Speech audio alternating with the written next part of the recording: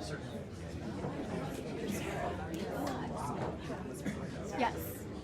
Yep.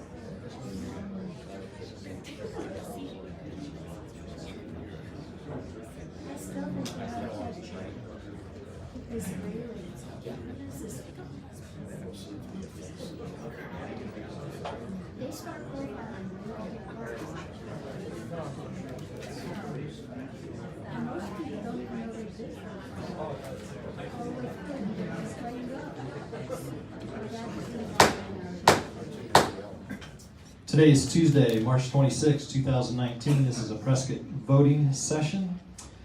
And Mayor Pro Tem, do you have any introductions or announcements today?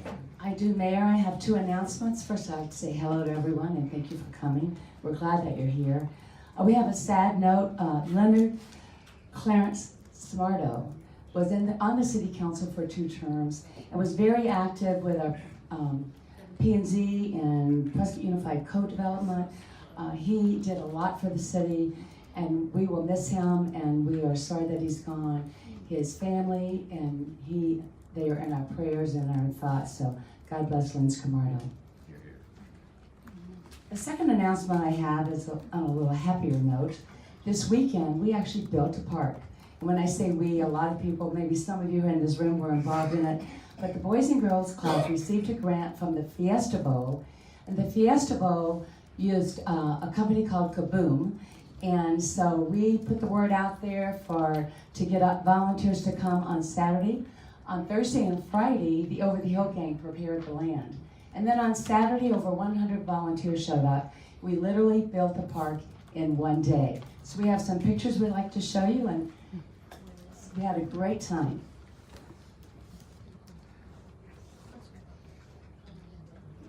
Where is it? It is at Aubrey and Alarcon at the corner. And the Boys and Girls Club kids will be playing on it this afternoon. That was our Bendito, Steve.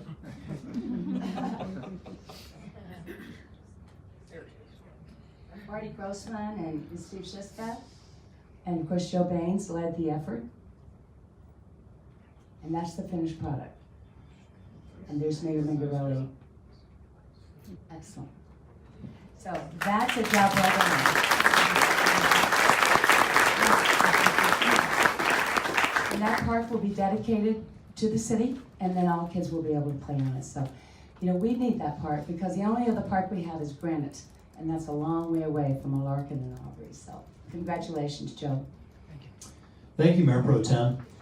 Just a few ground rules as we get started today. As normal, we want to make sure that we're making sure that everyone here is civil. We're going to have civil discourse today. We're going to respect one another. That's my job, to make sure that everyone respects those here on the dais and our staff. I'll ensure that those that are speaking get the respect that they deserve as well. And I appreciate you guys complying with that. We want to make sure that we have kindness, dignity, and respect today. I want to lead with a quote from John F. Kennedy that I think kind of helps exemplify civil discourse. So let us begin anew, remembering on both sides that civility is not a sign of weakness, and sincerity is always subject to proof. Let us never negotiate out of fear, but let us never fear to negotiate.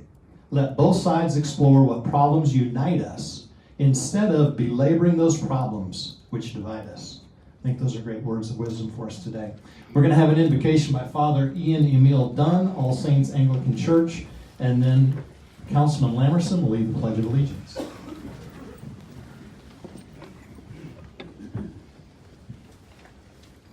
Let us pray. Heavenly Father, we thank you for our beautiful home of Prescott and the men and women you have called to lead us. We pray for those who faithfully serve our city, bless, protect, and guide them, and thank you for the veterans who are here today to be honored for their service. As our city council convenes, give them wisdom and discernment how best to use the resources you have given us.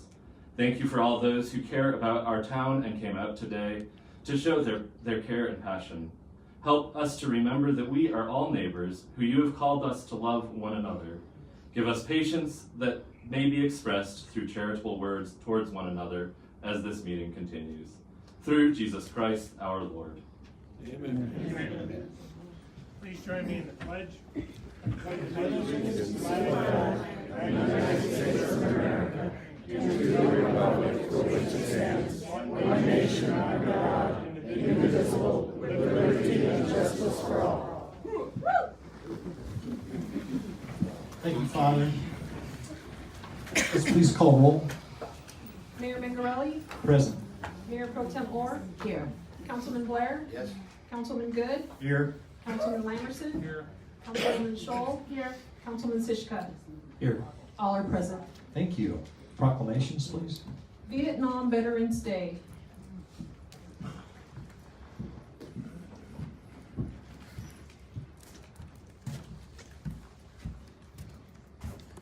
I'd like to ask my fellow Vietnam veterans, please join me up here on the stage, on the platform.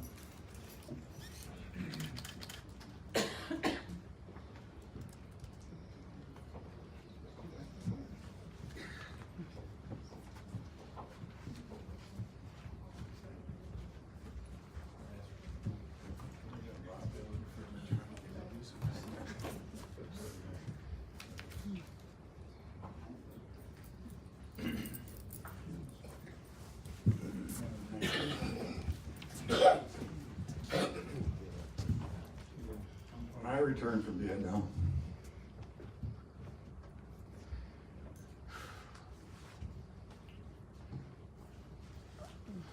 there was certainly no welcome. In fact, the behavior of the community that I experienced, and many of my fellow Vietnam era veterans experienced, was quite frankly disgraceful. I think it created a permanent schism between the veterans community and the community at large for those veterans, not only then, but for many years after. Fortunately, I think we as a community and a nation have learned that the policies of our leaders should never be attached to those of us who answer the call of our nation.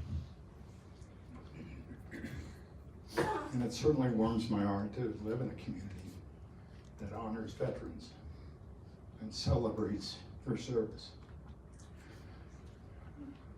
So that's why I'm honored to present this proclamation today.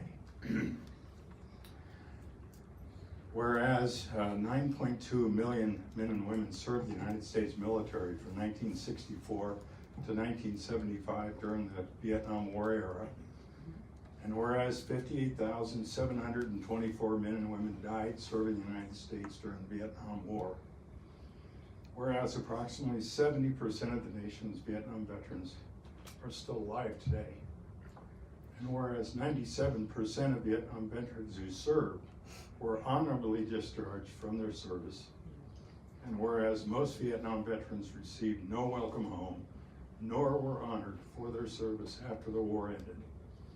And whereas most Vietnam veterans made significant contributions to their communities, state, and nation during their post-military service, and whereas many military veterans, which include many Vietnam War veterans, reside in the City of Prescott, and whereas it is only right and proper that the City of Prescott and its residents recognize and honor its Vietnam veterans for their service and sacrifice.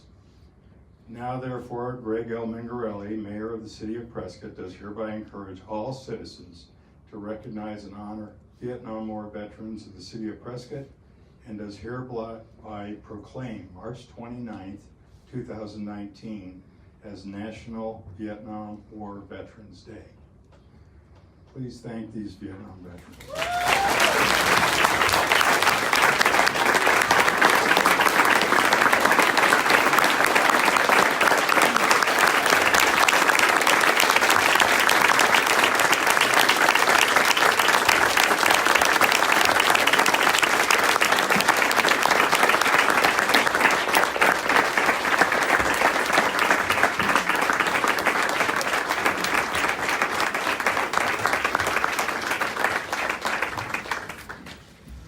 Thank you, Councilman Good. Thank you, gentlemen, for your service. Let's move on to the consent agenda.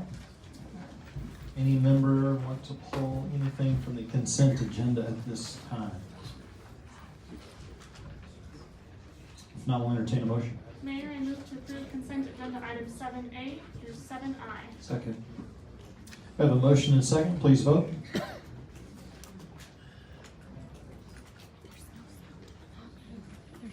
Passes 7-0. All right, thank you for that. Let's move on to item 8A, please. Adopt ordinance number 2019-1649, authorizing the purchase and acceptance of a public drainage easement from Dorothy Wakefield and authorizing the mayor and staff to execute any and all documents to effectuate said purchase and acceptance. Entertain a motion. Mayor, I move to approve ordinance item 8A. Second. Motion and second. Please vote. Passes 7-0. Thank you. Let's move on to item 9A, please. Mayor and council, the next two items before you are public hearings and consideration for 2 Series 10 beer and wine store liquor acquisition of control licenses for Good to Go, located at 4888 East Highway 69 and 3179 Willow Creek Road. Both applications have been determined to be in compliance with the city requirements and are being recommended for approval. The application fees have been paid and the applications have been posted at both sites for the required 20 days. No public comments have been received and the applicant is not in attendance today, and these 2 liquor licenses will need to be voted on separately. Okay, thanks for that clarification. Entertain a motion. Mayor, I move to close the public hearing. Second. Motion and second. Please vote. Passes 7-0. Mayor, I move to approve recommendation for liquor license application number 48836 for a multi-license acquisition of control for Series 10 beer and wine store liquor license for Good to Go, located at 1555 East Highway 69. Second. Motion and second. Please vote. Passes 7-0. Can we move on to the next part of this? Mayor, I move to close the public hearing. Second. Motion and second. Please vote. Passes 7-0. Mayor, I move to approve recommendation for liquor license application number 48837 for a multi-license acquisition of control for a Series 10 beer and wine store liquor license for Good to Go, located at 3179 Willow Creek Road. Second. Motion second. Please vote. Passes 7-0. All right, that brings us to the regular agenda. So let me make a couple comments. We will have public comment on items 10C, D, and E today. On item 10C, we do have a special comment card that's white, I believe. Is that right, Maureen? A white comment card for item 10C. On item 10C, you will get 2 minutes to comment. Remember that you're commenting to the council and not to staff or the audience. Also, it's really important that we stay on topic. So item 10C has to do with a resolution that was brought forward by Save the Dell. So keep in mind that I want to make sure that those comments are directly related to that item on the agenda. It's not about the history of open space. It's not about water, etc. So keep that in mind when you come to the council with your comments on item 10C. In addition to that, we will let those comments go for some period of time, but I don't want to hear the same thing over and over again, the same idea, the same comment. So if I hear that, I may stop you. So keep in mind, again, when you come to the podium to comment, that I'd like to hear something new and not the same thing over and over again, so that we can get moving through this. The reason I did 2 minutes is just to allow more people to comment on 10C. On 10D&E, there's a different comment card. You get 3 minutes on that, and the same rules apply as normal. So with that, the only other thing I would say is at this point, I'd like the chambers to be quiet. No applause, no cheering, no noise from the chamber. I'd like it to be quiet so that we can hear everyone that's speaking and keep moving through the agenda. So with all that, we'll go to item 10A. Appointment of members to the various city boards and committees. Thank you. Mayor, I would like to just introduce our appointment committee. It's Councilman Blair and Councilman Lamerson, who serves as the chair, and myself. We received probably 60 applications this past time for individual citizens that wanted to serve on boards and commissions. That's the highest number we've had in a long time, and I kind of credit that to our Citizens Academy. But I'd like to welcome these folks up who were chosen. The applications were excellent, but we did choose 27 that will be going on to different committees. Then we will take a vote, and then they will go out, they'll take their oath, and then go out and sign the papers. So for Airport Advisory Committee, these are 2-year terms. Ken Foote is the vice chairman. Come on up, Ken. Tom Giuliani is the chairman. Daryl Ostermiller, Jason Kupchak, Frank Newman, and Parker Northrop III. You guys have a lot of work ahead with the airport. Board of Adjustments, 3-year terms. Ray Everett, Stephen Silvernail, who is the vice chair, Anthony Teeters, James Rienzo, who is the chairman. Fire Board of Appeals, 2-year terms. Bob Betts, vice chairman. Michael King, Michael Brogy, chairman. Industrial Development Authority, Dee Dee Croswell.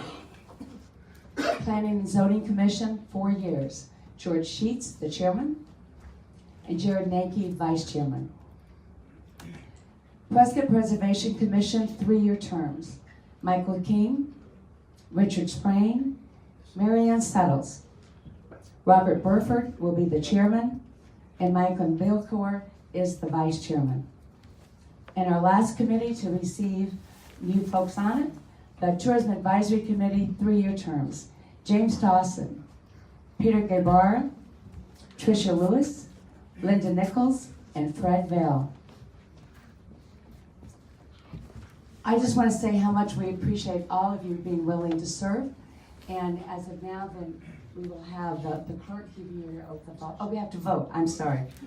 I make a motion. I knew I'd get that backwards. I would like to make a motion to accept these fine folks onto our boards and commissions and the hard work they're going to do. Second. We have a motion. We have a motion and second. Please vote. Passes 7-0. Now I'd like to say thank you for being willing to serve the city. The pay's not great, but we love you. So, thank you. So Maureen, now we'll do the oath of office. So if you could just face me over here.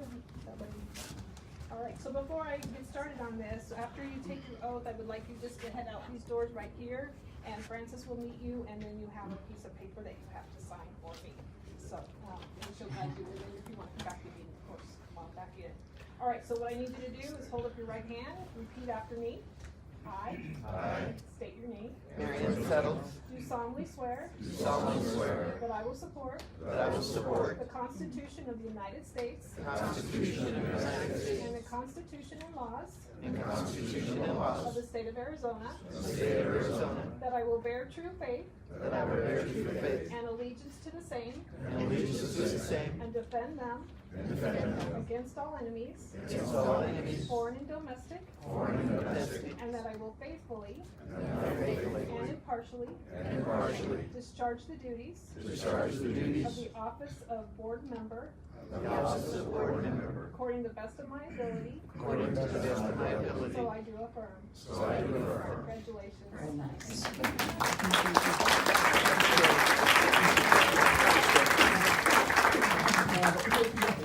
Thank you, Mayor Pro Tem. Thank you, ladies and gentlemen, for your service. We do appreciate Thank you all of very your much. hard work for the city. Thank you. Take care. Take care.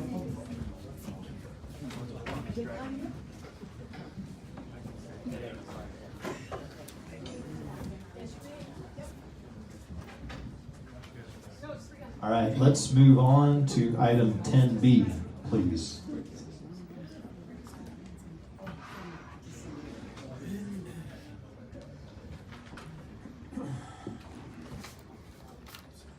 Briefing the council regarding property in and around the Dells. Thank you, Mayor, Council. I thought as we look forward into the Dells, I thought it would be important for us to kind of take a look back to see, where we've been and what's been done in the Dells throughout the years, starting in the 90s and moving forward from there. So, and feel free to stop me anytime through here if you have any questions. I'd be happy to answer those, or if you want to wait till the end, that's fine too. But I think it's important to note that through both citizen advocacy and past city council actions, there's been many properties in and around the Dells that have been secured for public use. There was 2 open space master plans. 1994 was the first one, and then in 2009, which helped identify the properties, kind of laid the blueprint for those of us that have been working to secure those properties. Just a note, all of the open space that includes the lakes, including Goldwater, all the lakes, as well as the other open space equals about 3,000 acres, which is about the same as what Flagstaff has. I apologize, these maps are a little bit small, but I wanted to make sure we could populate the map as we move so we could show the contiguity of the properties that we purchased. In 1995, Watson Woods Riparian Reserve was set aside. We did own the property prior to 1995, but it was around that time that we recognized that we needed to do some restoration in that area. It's a very important riparian area, and today, through the help of Prescott Creeks, who's been leasing that for 20 plus years now, we've made some incredible strides in that preserve, and it's been a great asset to the city of Prescott. Followed by that, we did the lakes purchases, which happened consecutively. There are a couple pieces on here that weren't part of the lakes purchase. That little dog leg that comes up there is right behind the armory by Heritage. That was in the city's portfolio prior to that through a BLM Recreation and Public Purposes Act. But Willow, which was about 834 acres. Concurrent with that was Watson Lake, 376 acres, including the property around there. And that was 1998. Also in 1998, we had the foresight to work to buy the Peavine Trail from the salvage company, actually, that was doing the salvage of the old railway after it had been abandoned or disused, I guess, or stopped being used. That was 108 acres, and that, of course, is the Peavine Trail, which is about 80,000 trail visits a year. Goes through the heart of the Dells, as most of you know. After that, we purchased some property, a 26-acre piece from the Erickson family that was north of Watson Lake. Some of it falls in behind the dam at Watson Lake.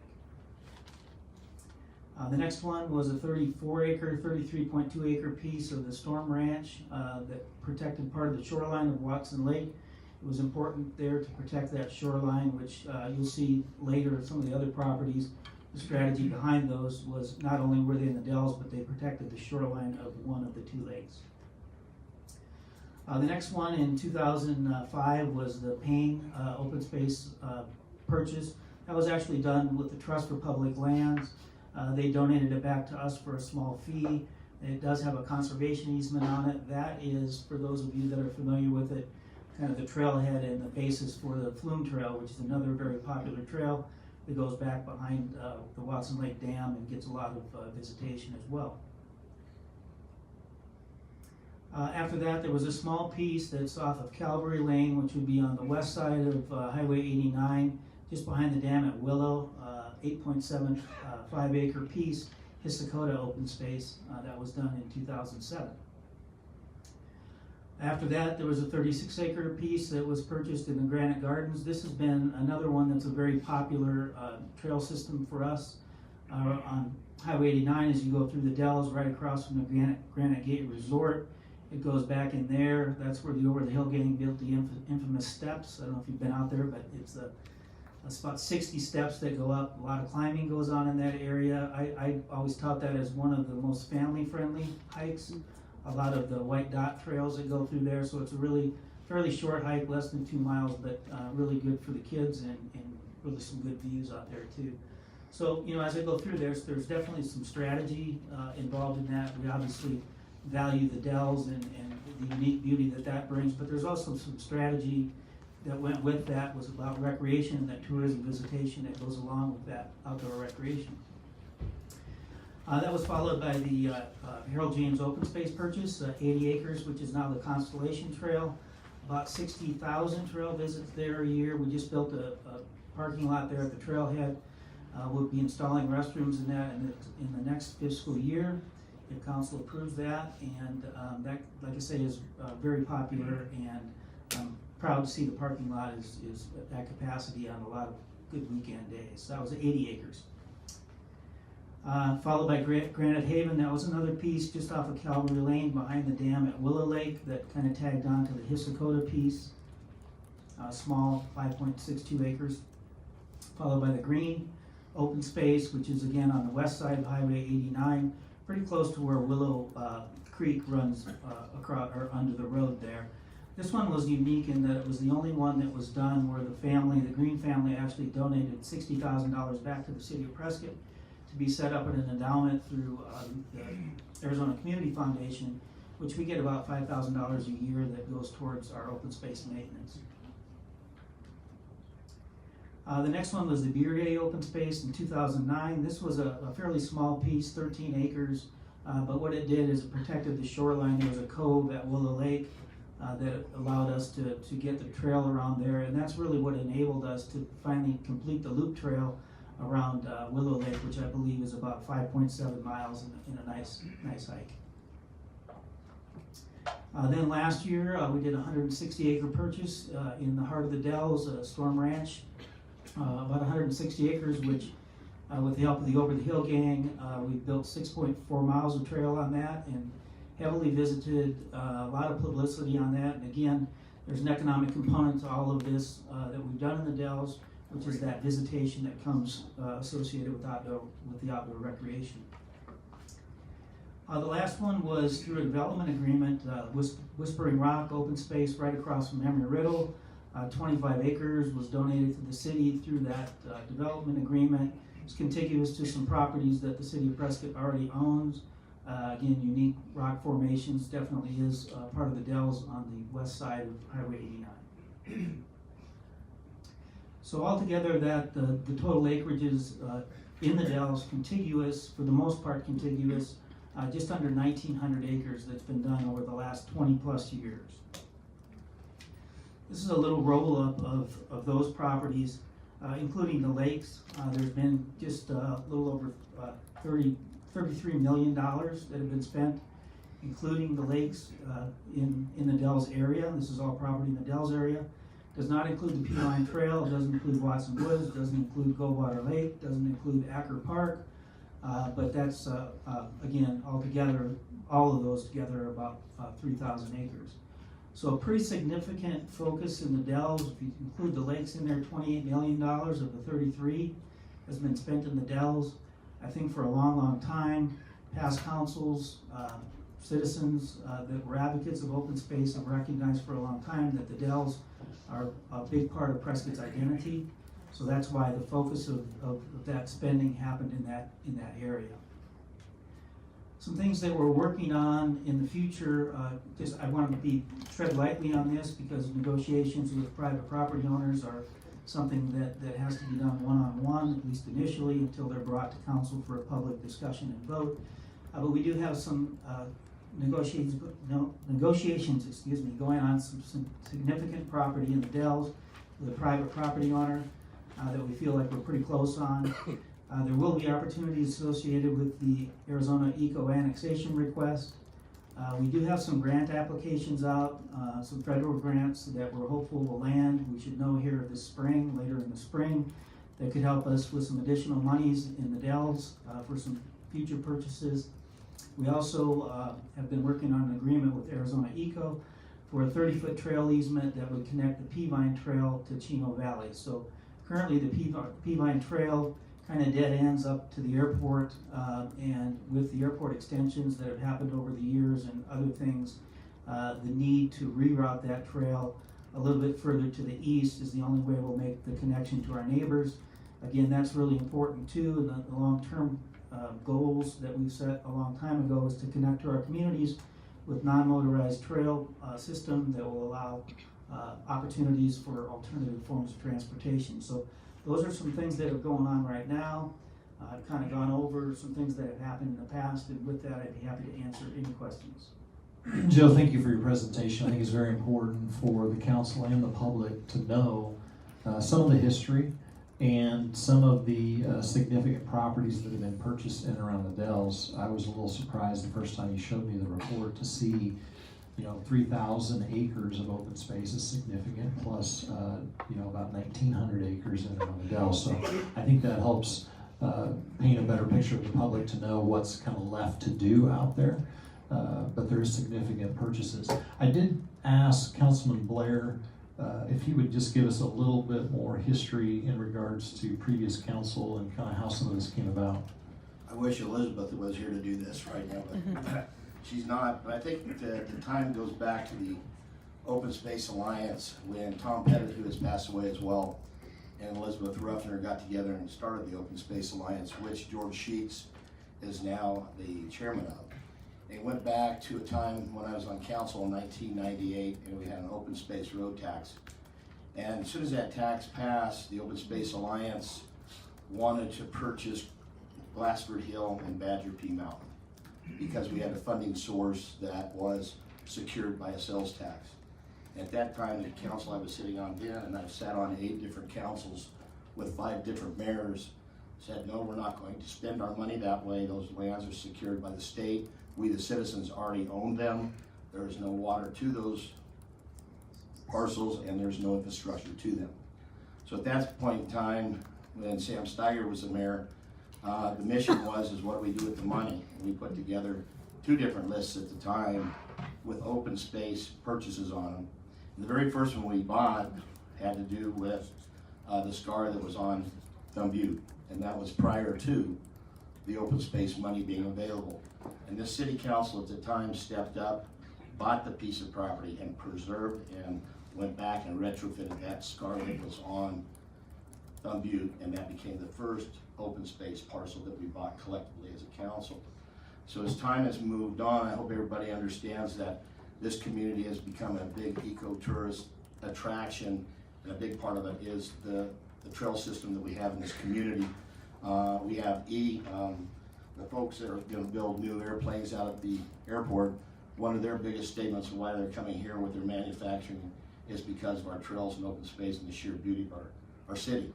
And as a guy that used to swim in Granite Dells and fish in the 400 Club and caught frogs and played out there as a native, there's nobody that respects and understands the Dells and wants it to be a regional park than I do. There is just a method that has to take place in doing so. And going back with that wheel, Mayor, is when Jim Lamerson and I pushed the issue, the most important and iconic place in Arizona and in the country are the Granite Dells. And at that time, that's when we had purchased the lakes and made those for water and also recreation. And then came along the Peavine Trail, which was called across the country, Rails to Trails, was the very first step towards the trail system. And then, as everybody knows, the onset of bringing in epic rides and having a qualified professional bike race that brings in 2,000 people, a lot of commerce to the community. Everybody's passion out there is indeed important, but one thing you always have to remember, we have to have an active buyer and a seller before you can make a purchase. And in 2007, when Joe Baines was hired, the council said, we haven't had any open space purchase in a long time. We have this money sitting there, can you make anything happen? And I think, Joe, over that period of time, when you look at it, it's been 12 years. And in those 12 years, we put together a lot of open space with the storms, and some of those negotiations, I was in some of those, and from time to time they fall apart. And you have to be patient, and you have to ask gently, and sooner or later you get what you want. And I think our focus as a council over the past many years has been indeed to make Granite Dells something that's very special, and I think we've done a great job. So hopefully, when all this shakes out, and I'm not here to support Arizona Eco, I'm not here to support any builder or developer, all I'm here is to support there's a process that needs to take place prior to anybody thinking that this council's sitting here doing nothing.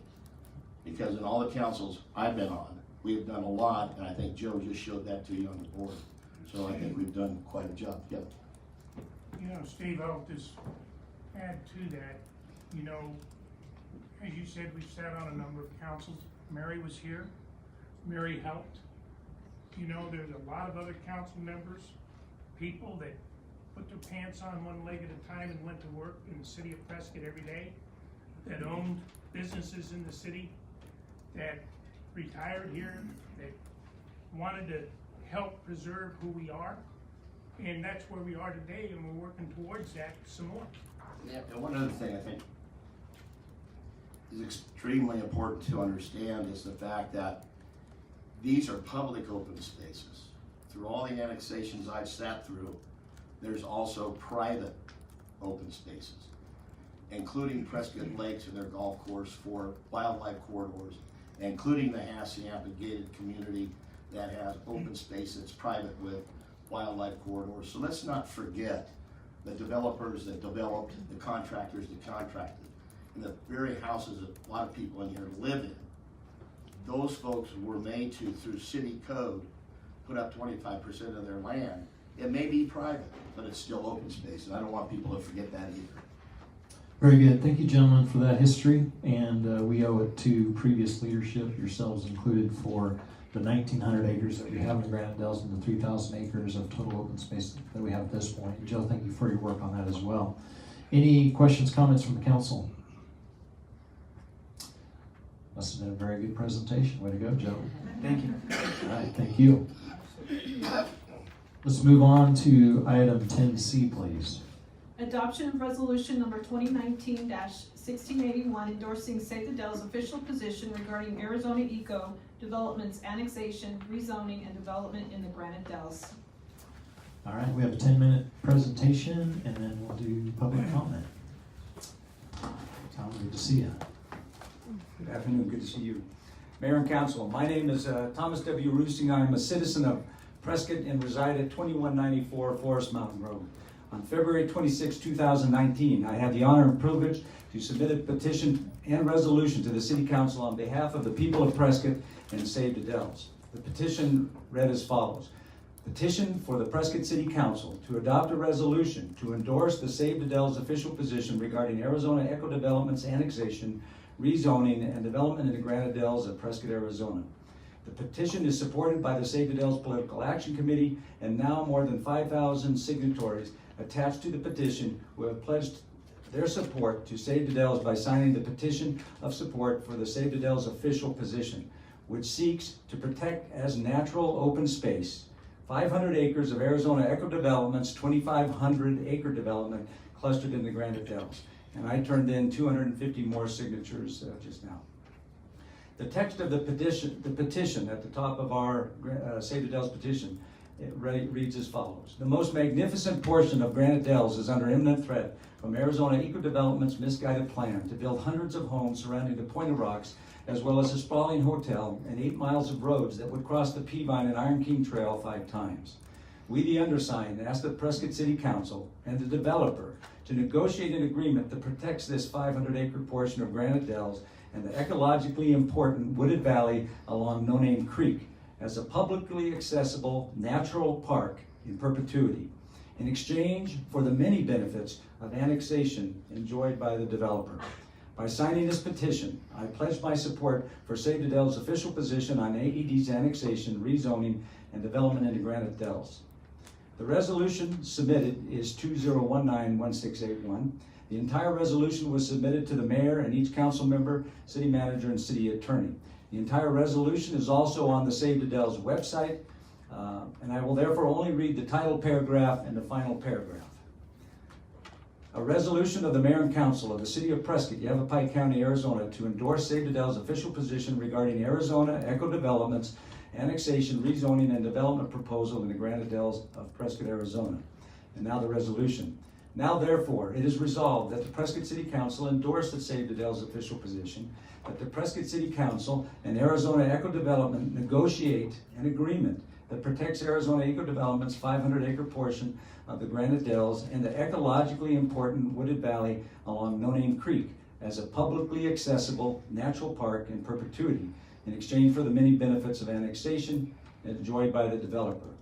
We acknowledge that Arizona Eco Development's new concept is an improvement over the initial proposal, but as several council members have stated, we feel there's still a ways to go. We feel that the Save the Dells position and the non-binding resolution provide a guideline for the city's negotiations. And the city should have a goal, entering into new negotiations with AED if we are to be successful in getting the best results for the people of Prescott. The reason for this resolution is the city has not kept we the people of Prescott informed. We do not know where you stand on this critical issue. We see this as an opportunity for all of us, for you, the mayor and council, to show that you are listening to the voices and concerns of the citizens. It will be seen as a public expression of your conservation principles, that you understand that this is not like any other annexation development. The importance of this area cannot be overstated. It would be a tragedy which will affect generations to come. It is also an opportunity for the developer and owner of AED to be true to their words and the website and respect the values and concerns of the people of Prescott and the region. The city charter specifies that the council must act on this resolution. I urge you to bring this to a yes or no vote. 1,000 people and citizens are assembled in this chamber and outside watching and waiting for your action. This is the only way your constituents who are so passionate about the need to preserve Granite Dells will finally know where you stand. It is up to us, all of us, the citizens of Prescott, our elected representatives, and Arizona Eco Development to come together to do the right thing, to support the position of Save the Dells, to protect and preserve this unique, iconic, irreplaceable natural resource that is part of the heart and soul of Prescott. History will judge us. On which side of this issue did we stand? Did we have the vision, the wisdom, and the courage to do the right thing? Join us to achieve this vision, this dream. It's now or never. Thank you. All right, do you have anything else for your presentation? Mayor, we have two students, a third grader and a ninth grader. And Amber Fields will introduce them.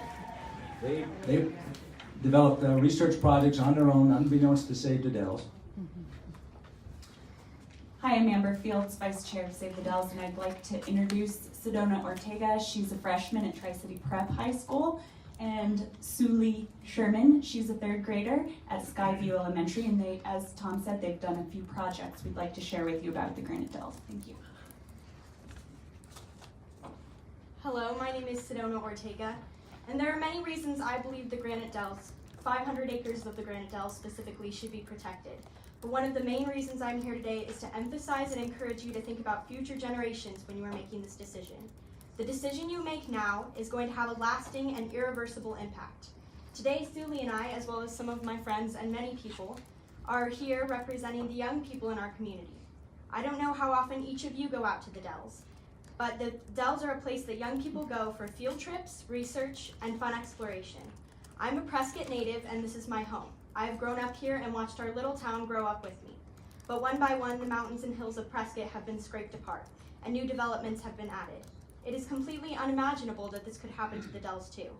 I have personally spent a lot of time in the Dells to hike, bike, and develop my interest in photography and videography. As part of the future generation, I can assure you that we want open space protected in our community. When you choose to protect the core of our Granite Dells, people in the future will view you as heroes and be incredibly grateful that you chose to protect such a priceless and incredible landmark that is so important to the people and creatures living in Prescott. The Dells are even more than the granite rocks that are billions of years old. It is a home and a place that should be cherished. I cannot vote yet, but I am developing an understanding of how government works. In a representative democracy, the elected officials are supposed to do their work to benefit and represent the community as a whole. The community is speaking now. The library is packed and there are people lined up all across the sidewalks. We have come together and our message is clear. The way you handle this situation will be a direct representation of the type of leaders you are. I felt that it was my duty as an active citizen to do my part to act on an issue that is important to me. I decided to design postcards using my own photography. My intention was to provide an opportunity for those who may not have gotten their voices heard yet to voice their opinions and show their support for this issue. I have only been collecting them for a few weeks, but I've gotten over 500 postcards signed. I've made a large effort to get them signed by a wide variety of community members. I've left them at numerous businesses around town. I've walked around and started conversations with many people. Tourists have shown their support for the cause, and many people at my school and other young kids were very eager to sign. I have noticed that this is a nonpartisan issue. People of all types that belong to different political parties and a variety of backgrounds have expressed to me and others that they don't believe developing the Dells is a good idea, and there's been an overwhelming amount of feedback of people that believe that they couldn't believe the Dells could be developed at all. If you will take the time, you will read the incredible amount of comments people have left for you. People are passionate about this issue because it is something important to all of us. You can expect more of these postcards coming your way as this issue continues to develop. Thank you for allowing me to speak today. I would like to leave you with one of my favorite quotes that seems very fitting. As Lyndon B. Johnson once said, "If future generations are to remember us with gratitude rather than contempt, we must leave them more than the miracles of technology. We must leave them a glimpse of the world as it was in the beginning, not just after we got through with it." Thank you.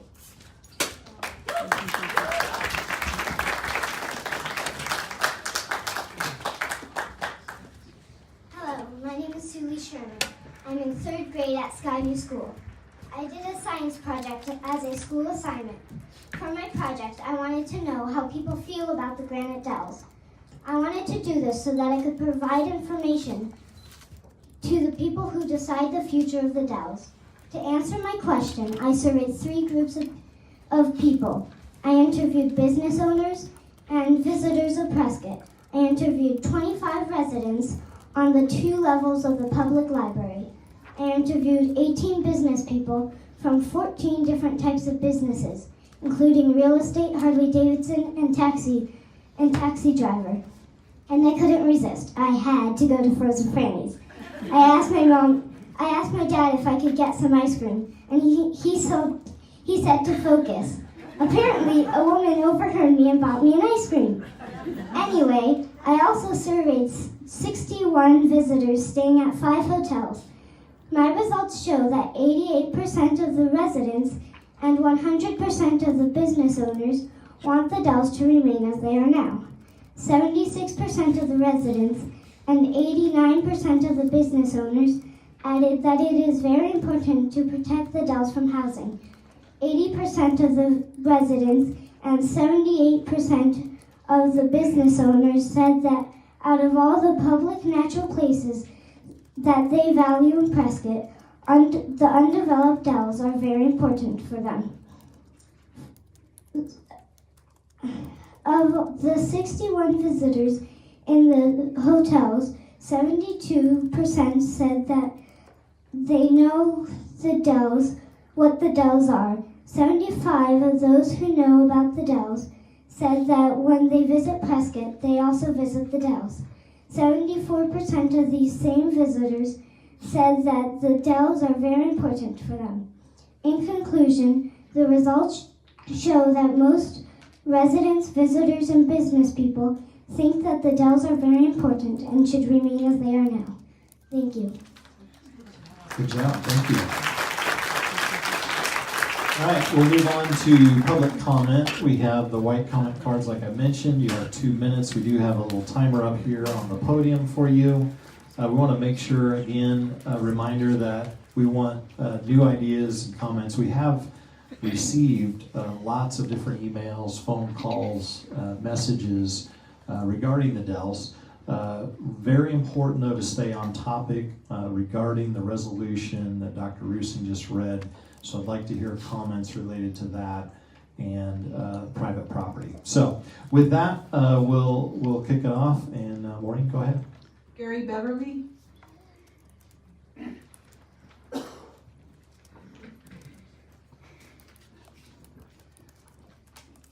Well, welcome to spring. I mean, we've got great weather out there. I hope you get a chance to get out and get to see it. Thank you for the opportunity to speak on this important issue, Mayor and Council. My name is Gary Beverly. I've been a businessman and contractor in Prescott for 4 decades. I own commercial property, pay property taxes, collect sales taxes. I have a stake in the quality of life in the Prescott area. As chair of the Yavapai group of the Sierra Club, with 800 paying members in West Yavapai County, about 400 of which are Prescott residents, I just want to stress that the Sierra Club fully supports the resolution submitted by Save the Dells. I read this non-binding resolution as asking the council to state their goal to be worked toward, to be achieved through negotiations. In my experience in business, every business negotiation that you go into, you have to start knowing what you want, and ideally knowing what you can put up with.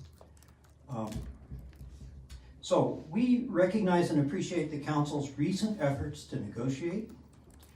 Arizona Echo's new concept represents progress, but it's not adequate.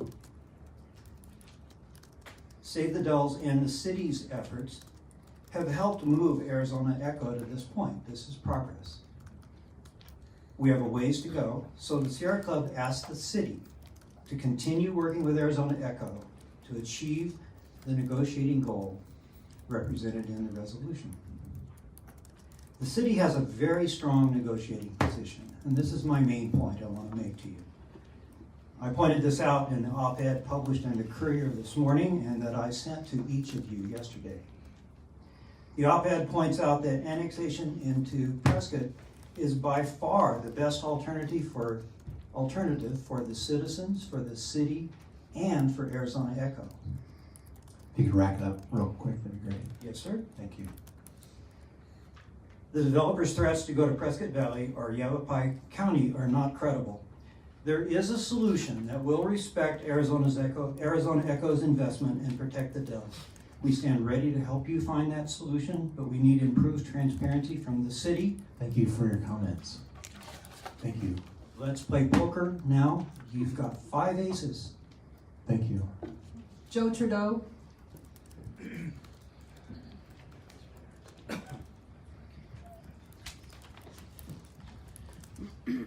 Good afternoon. Thank you for this opportunity. I'm Joe Trudeau. I know that you all know me. I'm co-founder of Save the Dells and formerly sat as chair until it compromised the amount of work I could get done for my job. It's no coincidence that AED submitted this revised concept yesterday, the day before our resolution vote. I suspect most of you are feeling like you're stuck between a rock and a hard place right now. Your eyes say it all, Mr. Shiska. Well, let me say that Save the Dells can be your rock. Lean on us and lean on these people behind me and the people outside of this building and in the library.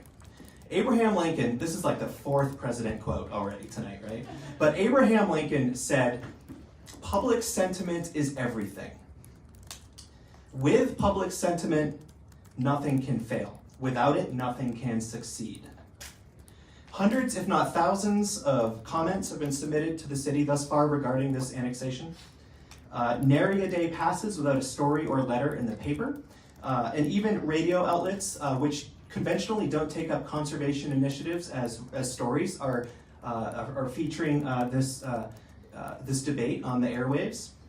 Public sentiment, from where I stand, really does appear to strongly lean in favor of our proposal of a fairly simple 500 acres of high priority conservation land in exchange for the benefits of annexation. This is not a take. There is an exchange here. A value changes hands. I think arguments to suggest this is a take are misguided and unfortunate.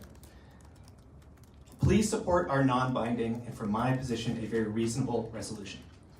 The people will have your back, and public sentiment will be in your favor, and with that, you can't fail. Thank you. Thank you. Jesse Robbins.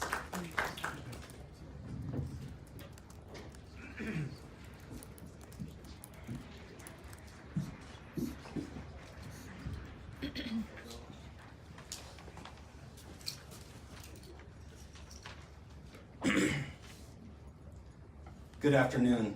My name is Jesse Robbins, and thank you for allowing me this time. I stand before you as a fourth-generation citizen of Prescott. Born and raised here, I have always been proud to call this incredible place home. Growing up in Prescott, one constant for this special city is change. This photo is a photo my mother took of my brother and I about 20 years ago on Bullwhacker Hill. For those of you who don't know where that is, you can now get your double-double there, or go to the Olive Garden. After this photo was taken, Bullwhacker Hill got leveled, the water wars, the squirt gun kind, came to an end. Chino got a stoplight, the tower home on Thumb Butte was built, and homes began to outnumber the Antelope in Coyote Springs. The world's oldest rodeo almost took some time off as we lost our county fair. After working all over the western U.S. and completing my graduate work at NAU in archaeology and as an archaeologist, I have come home. With that in mind, I am not against growth. Heck, I have facilitated it for most of my adult life. I have cleared our shared cultural history from the earth just before new roads, new oil wells, open pit mines, and even large green water towers got built. So what does this have to do with the Dells? It is about a tangible turning point for Prescott, a chance to preserve something that truly cannot be replaced or fixed at a later date. Unlike artifacts, landscapes, and wild places like the Dells cannot be curated in a museum, they cannot be repatriated back to tribes, and they cannot be moved for our convenience. Landscapes are bigger than an individual. They are a common thread that connects all people to the place they call home. For some, this connection goes back generations, and for others, they hope to carry this forward. As I look around Prescott now, things have changed very much since my mom took this photo, and not all change is bad. Many fine people have come to call Prescott home. This council has fought for open space in the past. However, it is up to all of us as a community and as you as a council and a city to continue this meaningful change and make sure that this is a place for all of us to call home, for those that are deeply rooted here, and hope to continue that. Thank you for your time. Thank you. Jeff Martin.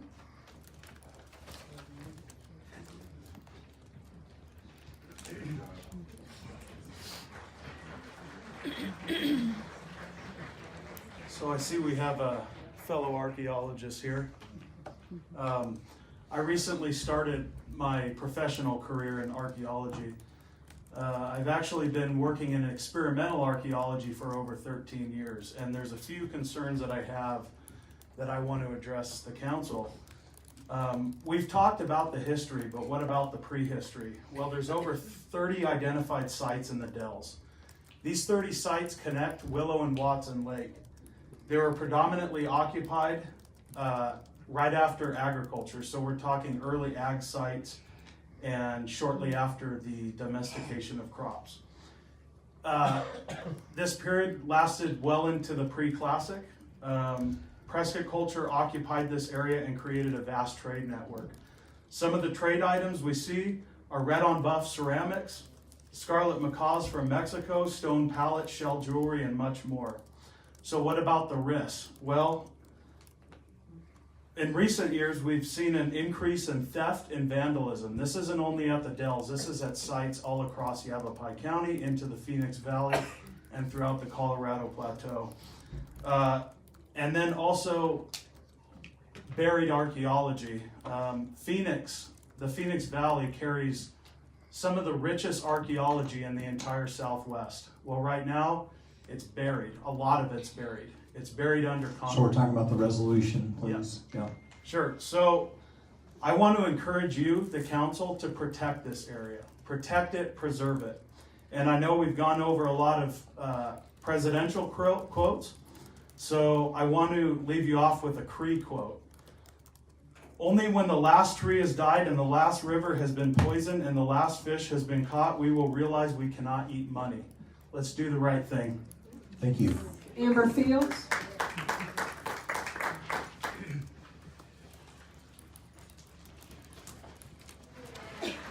Hello again. My name is Amber Fields, as I said before, and I'm the Vice Chair for Save the Dells. I'm also a third-generation Prescott native and a Whiskey Row business owner.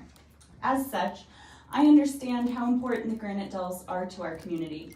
This resolution is a way to ensure that Prescott citizens get the best deal possible for our community as development ramps up at scales that we have never seen before in Prescott's history. I hope that our public servants on City Council see this resolution as a way forward for them, since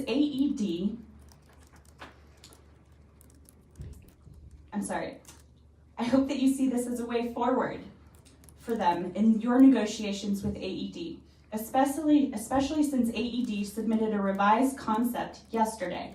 And again, it's just a concept. While this revised concept includes some open space gains, it falls short of achieving an outcome that we can be proud of. Under AED's revised concept, the most important wildlife habitat in the Granite Dells would be consumed by hundreds of homes and miles of new roads. How is this an improvement over what they proposed before? It's not. As usual, AED's maps are vague and misleading. For example, under this new proposal, or rather concept, the Point of Rocks would be surrounded by a new road that is barely visible on their new maps. There is no reason for this, other than to confuse the public and hide what they are proposing in plain sight. By adopting this resolution, Council would be sending a strong message to AED that their maps must be more clear and their proposal needs considerable adjustment in order to get as close to protecting the 500 acres.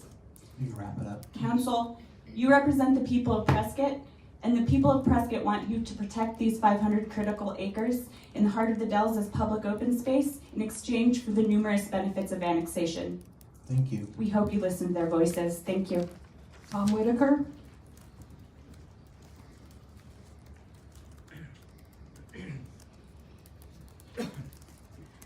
Well, good afternoon. First of all, I should explain this accent. Accents are a lot like smelly feet. When you've got them, you've got them. And so I was born and bred in the UK. I came over as a foreign student to the United States, and shortly after graduating with a master's degree, got hit by a drunk driver on my way to Sun Valley Corporation, had my right foot amputated, went through 5 life crises in the next 7 days, and pulled out. The drunk driver was underinsured. I lost not only my foot and had multiple injuries to my knees and both legs, but I lost my life savings. I became homeless for a while. I am now an American citizen. I raised both my children here in Prescott, Arizona, and I was here to talk to you from a parent's point of view, but the children did it so much more powerfully than I could. So we'll move on from that. And I do want to tell you that as a disabled person that was unable to walk, I could get into a kayak and put my crutches in the back of the kayak and do trips, and go to places. And what I'm saying is that the wild outdoors is, I was homeless, but I could do these things by piggybacking other people and having them help get me into the wilderness. The wilderness is free. The wild outdoors gives us challenges. We grow from this. I reinvented myself as a result of being in the wild outdoors. And when I first came to Prescott, I went into the dinner bell and I talked to an old cowboy there who said, told me all the things that he really liked about Prescott. And he said, and the bottom line is that for the old, elderly, mature people, there's golf. You can wrap it up. Okay. And for the kids of today, there's juvie hall. Thank you. what I'm saying is, this is something that for generations will be very, very appreciated. Thank you and so needed. much. Thank you. Pat Grissom said, "I want the rocks to stay as they are. I love them." Grant Cazada.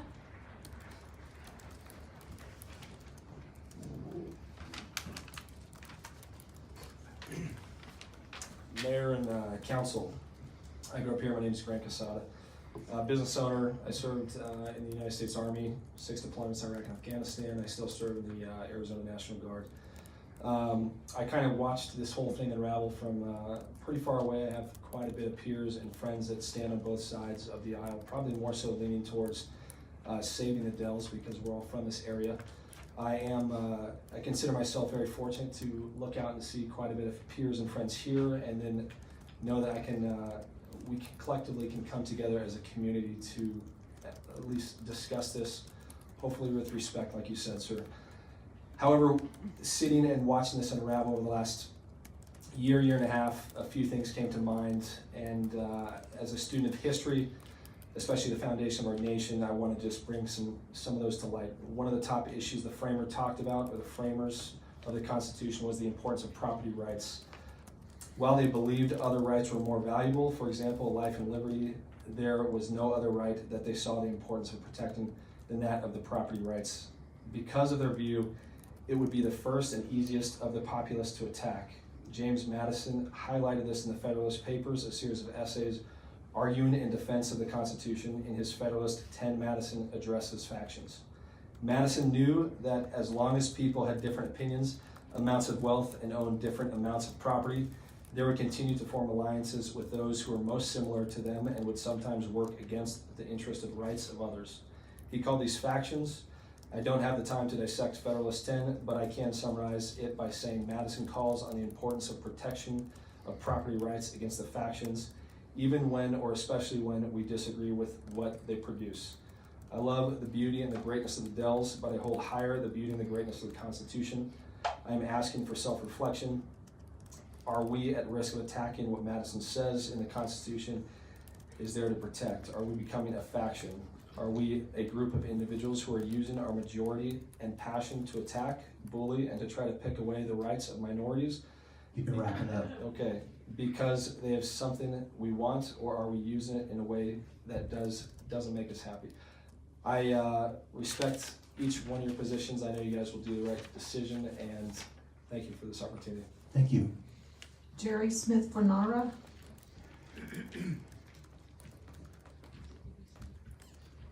I'm going to take a minute before I give my 2 minutes, or 2.5 minutes. You have 2 minutes. I'm going to take a minute extra. No, and you I'll have tell 2 you minutes. why I am. Yeah, you have 2 minutes. I wrote the Clean Air and Clean Water Acts. They were signed by Richard Nixon, and that was one of the 2 things that he did that were really important. Also, in 1983, I spent over $1.2 million of my own money, and so did a lot of other people, to stop the largest mine right behind Thumb Butte. You weren't here. We had 3 city councilmen that were sitting right here that were here at the time. None of them helped at all on that. Dr. Tom Rusing was a volunteer for our group. The American Medical Association, the Arizona Medical Association, and the Yavapai Medical Association. Every one of those people came and helped us. Also, the New York Times put 80 articles in the paper because of us wanting clean air and clean water here in Prescott. None of you were, the ones of you, even John Olson was elected by our group for the Board of Supervisors because he backed our fight. Otherwise, he would have never been on the Board of Supervisors. We're talking about the resolution. I'm talking about the resolution now, sir. I don't even come to these meetings because of the way I watch you stop people from talking. I just want to say that you need to look at what Cavan did before he lost this piece of land. It is the best plan I have ever seen, and he allowed a lot more than the 500 acres. I copyrighted and trademarked everybody's hometown as well as the crown jewel of Arizona for the Granite Dells. You folks need to think. Prescott was put on the map because of a fight here in 1983 to 1989. Also, you would not have had the Prescott National Forest because they were taking it away from us after this fight. We sued the U.S. Forest Service, got rid of a chief forester, etc., and Need we to wrap still it up, have this please. now. I know, and I want to say one more thing to you. You need to start letting people give a little more. Some of us put blood into this community, and I came here at 2 months of age. Thank you. Joseph Powell.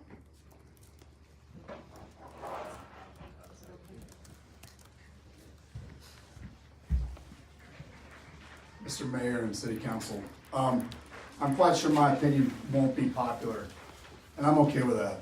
And the reason why is because I'm trying to look at this from a standpoint of all the sides, and I see nothing but short-sightedness. From what I can see is that the property, we keep saying it's ours, those are our dells, that's ours. And evidently it's not. Evidently some trails cross through private property. I'm sure there's an easement in place. Who's responsible when somebody wanders off that? Who's paying that bill when they get hurt?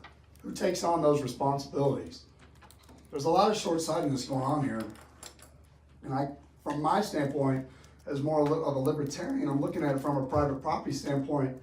If I invested in that land, then largely, I'm gonna do with it what the Constitution allows me to do with it. Now, you as the city have the ability as an annexation process to declare all kinds of neat rules. But when you make it this time, and it's different than what it was in the past, how are you gonna answer that? Because there's a lot of rocks. And I'm sorry, I know that hurts some people's feelings, but it's just a pile of rocks. I know it hurts people, so I can hear it now. It's a pile of rocks. Rocks are everywhere. It's what the earth is made of. And we use them. We dug that steel out of the rocks to make the little bicycles that people are gonna ride on the trails. Little animals that are crossing over here or there, they're crossing, they'll figure it out. That's what animals do. But the short-sightedness of just saying, well, those are our special rocks. They're our Prescott rocks. But they're not our Prescott rocks. If they were our Prescott rocks, we wouldn't even be talking about this right now. This is somebody who's invested their money in those rocks. And we need to stop with the emotional calls, bringing kids around, talking about animals and stuff like that, and be realistic about this. This is somebody's investment. Think through this. Thank you for your time. Thank you. Elena Pagliacity.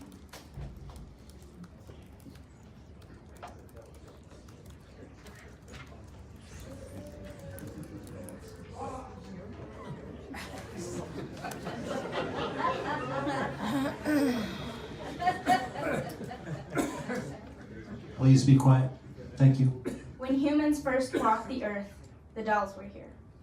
When the pioneers came and set up this town, the Dells were here. When you were born, the Dells were still here. So why now, when we leave in our wake, will we have left not the beautiful Dells we have now, but a destroyed landmark and a community of houses this town cannot support? Is that what you want to leave for the next generation?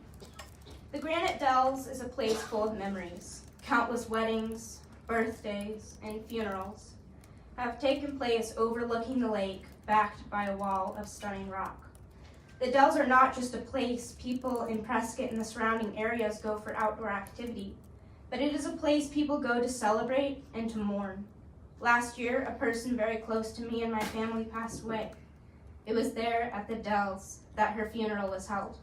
You take away the Dells, you take away the place where this girl's family and friends go to mourn. You take away a landmark of great importance to so many citizens of Prescott. People visit Prescott and move to Prescott because of places like the Granite Dells. If we continue to develop and deplete the natural wonders of Prescott, why are people going to want to come to Prescott? Nobody wants to spend their vacation looking at a housing development. They want to spend it hiking and biking and boating in the places we are currently destroying one by one. Once you develop a place like the Dells, there is no undo button. There is no turning back. So really, all we are asking is for you to think about what you're doing. Think about what you have heard today, and think about the citizens of Prescott. Do you want to be known as the people who built more houses in an already overpopulated town, or the people who saved this natural wonder? People will change, the economy will change, but we only have one Earth. What we do to it now will affect what your children and grandchildren will have to deal with tomorrow.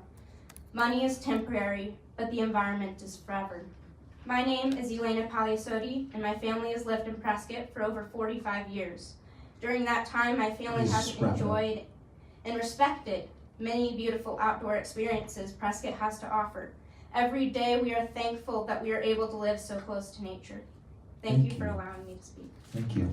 And before you keep going, Maureen, I just want to remind folks, we're hearing about the growth and we're hearing the emotional pleas, and I get that. New ideas, new comments, keep it on the resolution. We're going to do a few more, but new ideas, please. Ashley Fine.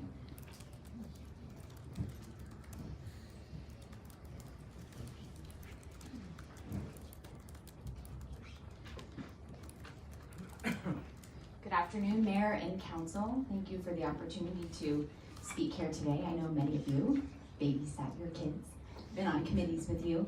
I appreciate this moment, and it may appear a tiny bit tangential, and I absolutely do not mean to be manipulative in any way. I will begin by saying that I absolutely encourage you to adopt the proposal that is in front of you today. And I really appreciated, Mr. Blair, what you said about the Open Space Alliance. I served on the Open Space Alliance over 10 years ago. And it was during that time that I had the pleasure of meeting Elizabeth Ruffner. And as with all who knew and loved her, I was heartbroken by her passing this month.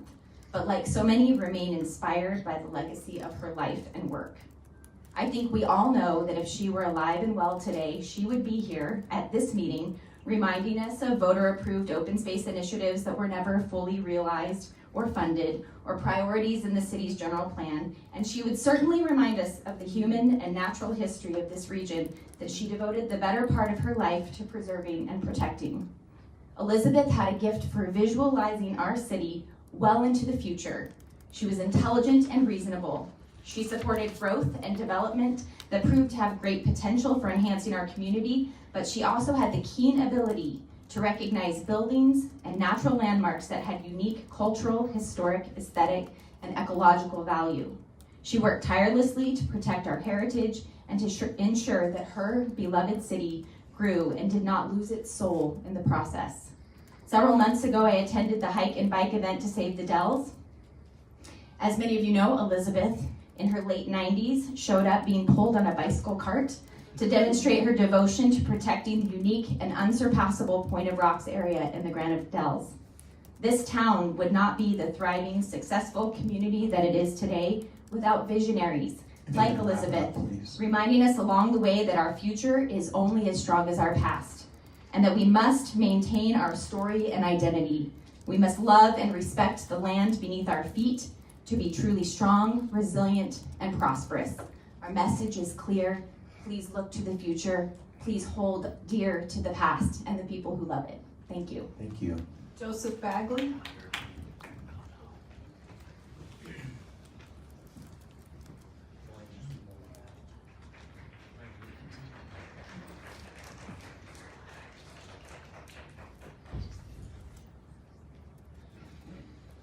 Good afternoon, Mayor, council members, and city manager.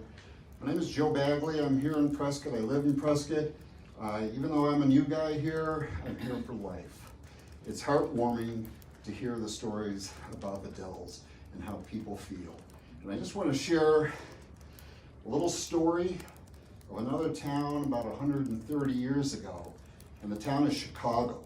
I don't know if you've ever been to Chicago and looked at their lakefront, Grant Park. A guy by the name of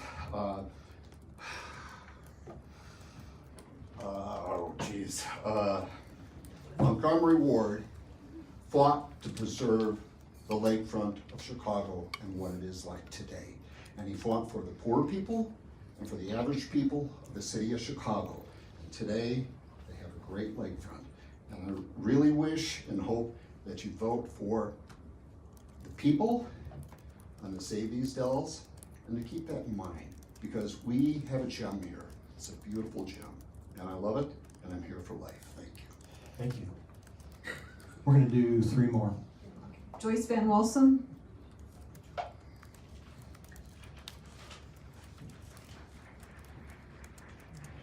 Joyce? No? Judy Stahl.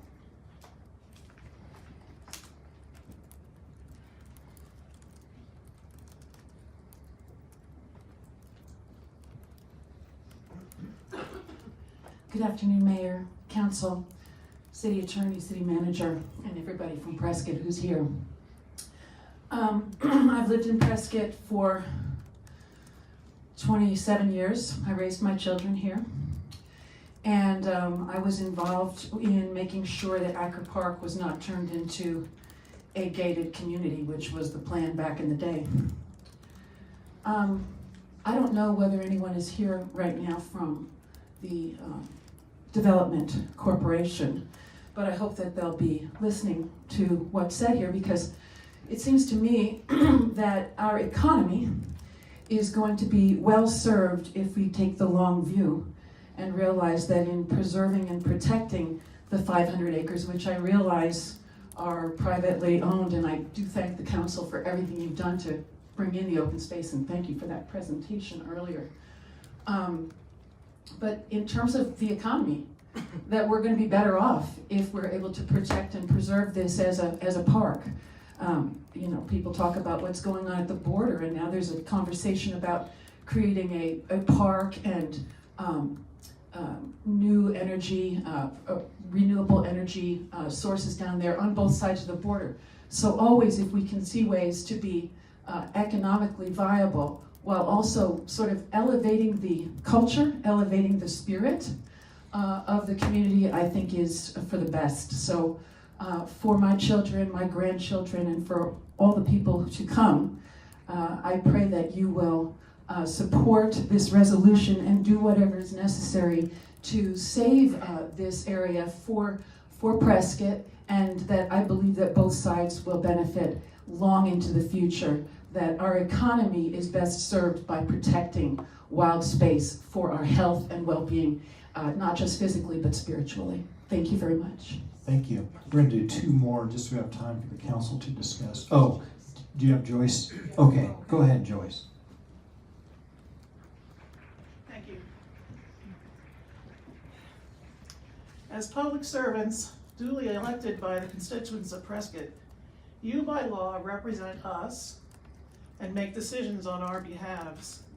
We entrust that you will do so with the long-term goal of existence of Prescott and its available resources and the best interests of Prescottonians in perpetuity.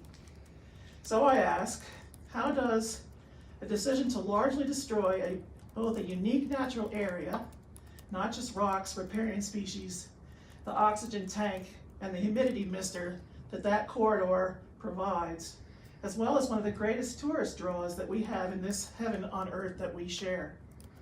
How is it justifiable within that set of responsibilities that we have entrusted to you? What are the constituents of today, tomorrow, and the next decade getting for this destruction? Clearly, there is no attempt at stealing, quote unquote, private property rights here.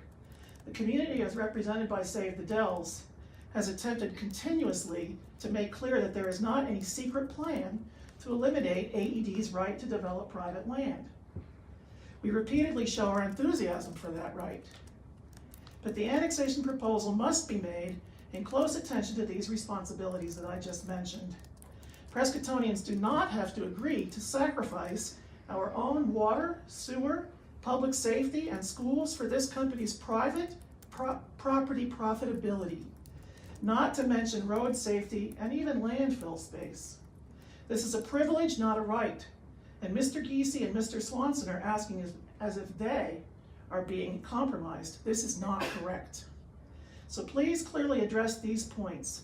How does this action to approve annexation with attendant destruction of important resources and great and various costs to Prescottonians solely to improve the fortunes of Mr. Giese and Mr. Swanson to the tune of millions of dollars, If you can wrap it up, please. return anything of true value and equal value to the constituents today and our grandchildren of tomorrow? Thank you. Thank you. We'll do one more. Scott Evans.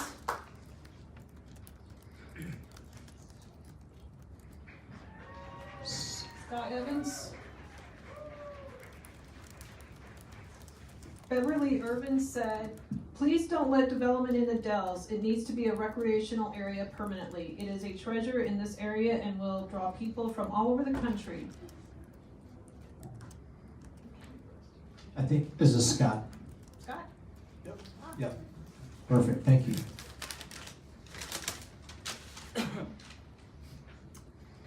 Thank you for hearing me today. My name's Scott Evans. I've been a resident of Prescott since the early 70s. Upon arriving here, my mother and I lobbied throughout the city to start Special Olympics in town.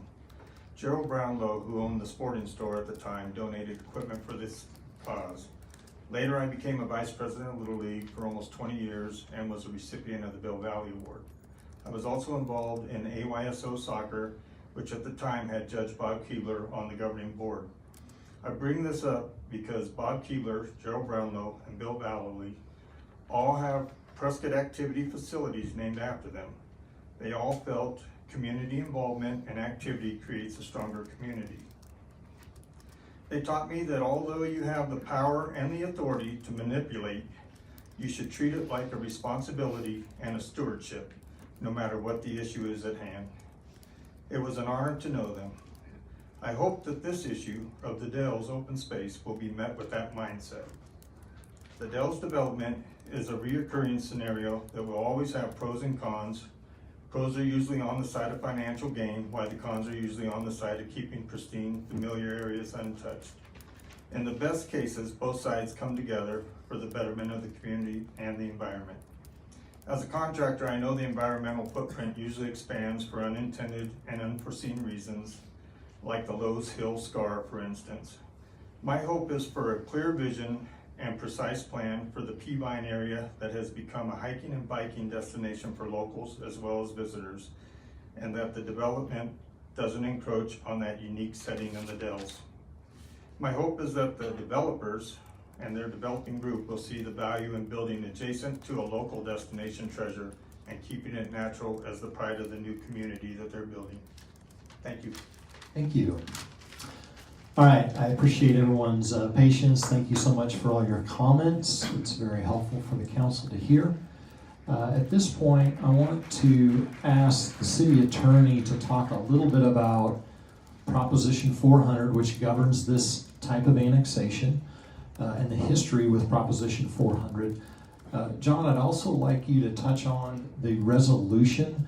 I hear the word non-binding in some of the comments, and I made note of that, and I want you to address this resolution so the council understands the gravity of what we're doing with a resolution and any legal implications with adopting this resolution today. Sure, Mayor. Let me address, I guess, the concept of a non-binding resolution. For purposes of the city, there's no such thing. The resolution in this context is a statement of policy. It's binding until a subsequent resolution either rescinds the resolution or amends it in some way. So for instance, we use resolutions to set fees. We use resolutions to enter into IGAs, intergovernmental agreements or development agreements. We use resolutions in all kinds of ways, and they remain in effect. This particular resolution has a lot of specifics in it. It has 500 acres throughout the document, 500 acres, 500 acres, 500 acres. It has a map that sort of roughly shows the 500 acres. It's not notional, it's not conceptual, it's sort of specific. So it would be binding on the council to, if it were to approve this resolution, which I'll address in a minute. But it would be binding until such time as it were rescinded or later amended. So now to touch on Prop 400, I guess it's an important point to make that the Prop 400 was approved in November of 2005, and everybody thinks about it. One of the things I think most people think about is there's this cost-benefit analysis that has to be done as part of Prop 400, as part of the charter for annexations over 250 acres. Well, that's not exactly true. There was a resolution adopted in 2005, 2006 by the then City Council that set up some procedures and practices to effectuate this Prop 400, this charter amendment. One of those was to do this cost benefit analysis. That practice, that resolution is still binding today. If we were to do a Prop 400 annexation, we would have to follow that resolution that was adopted many councils ago. And so, you know, unlike a state legislature or Congress that can do these sort of non-binding resolutions, this body is both the legislative branch and the executive branch. You adopt the laws and you make sure that they're enforced. So we can't really do a non-binding resolution. It is a binding statement of policy, which raises some issues that I have concerns over. First is that we don't have a submittal from this annexation. We did get sort of a submittal a long time ago, 7 months ago. It's been effectively withdrawn. It was a rough submittal. It was withdrawn, and as we all know, there was a concept that was submitted yesterday to restart the negotiation. The process, and this may be sort of elementary for a lot of people, but the process we go through for annexation is a submittal is received, and staff spends hundreds of hours going over a submittal, vetting through it, making sure all of the proper documents and things are included. And after that point of staff review, then it goes to the Planning Commission, and they spend, again, hours and hours and hours vetting through it and ultimately making a recommendation to council, and then council addresses it and does the same thing. The concern I have is that this resolution, if approved, sets a threshold that says to an applicant, if you don't meet this threshold, don't bother to apply. Which would be highly unusual. I'm not sure anywhere else in the state. Certainly here we haven't done that. We've had 5 Prop 400 annexations since it was adopted. And we have had other annexations in the city. The most recent, I think, is Whispering Rock, which was mentioned earlier.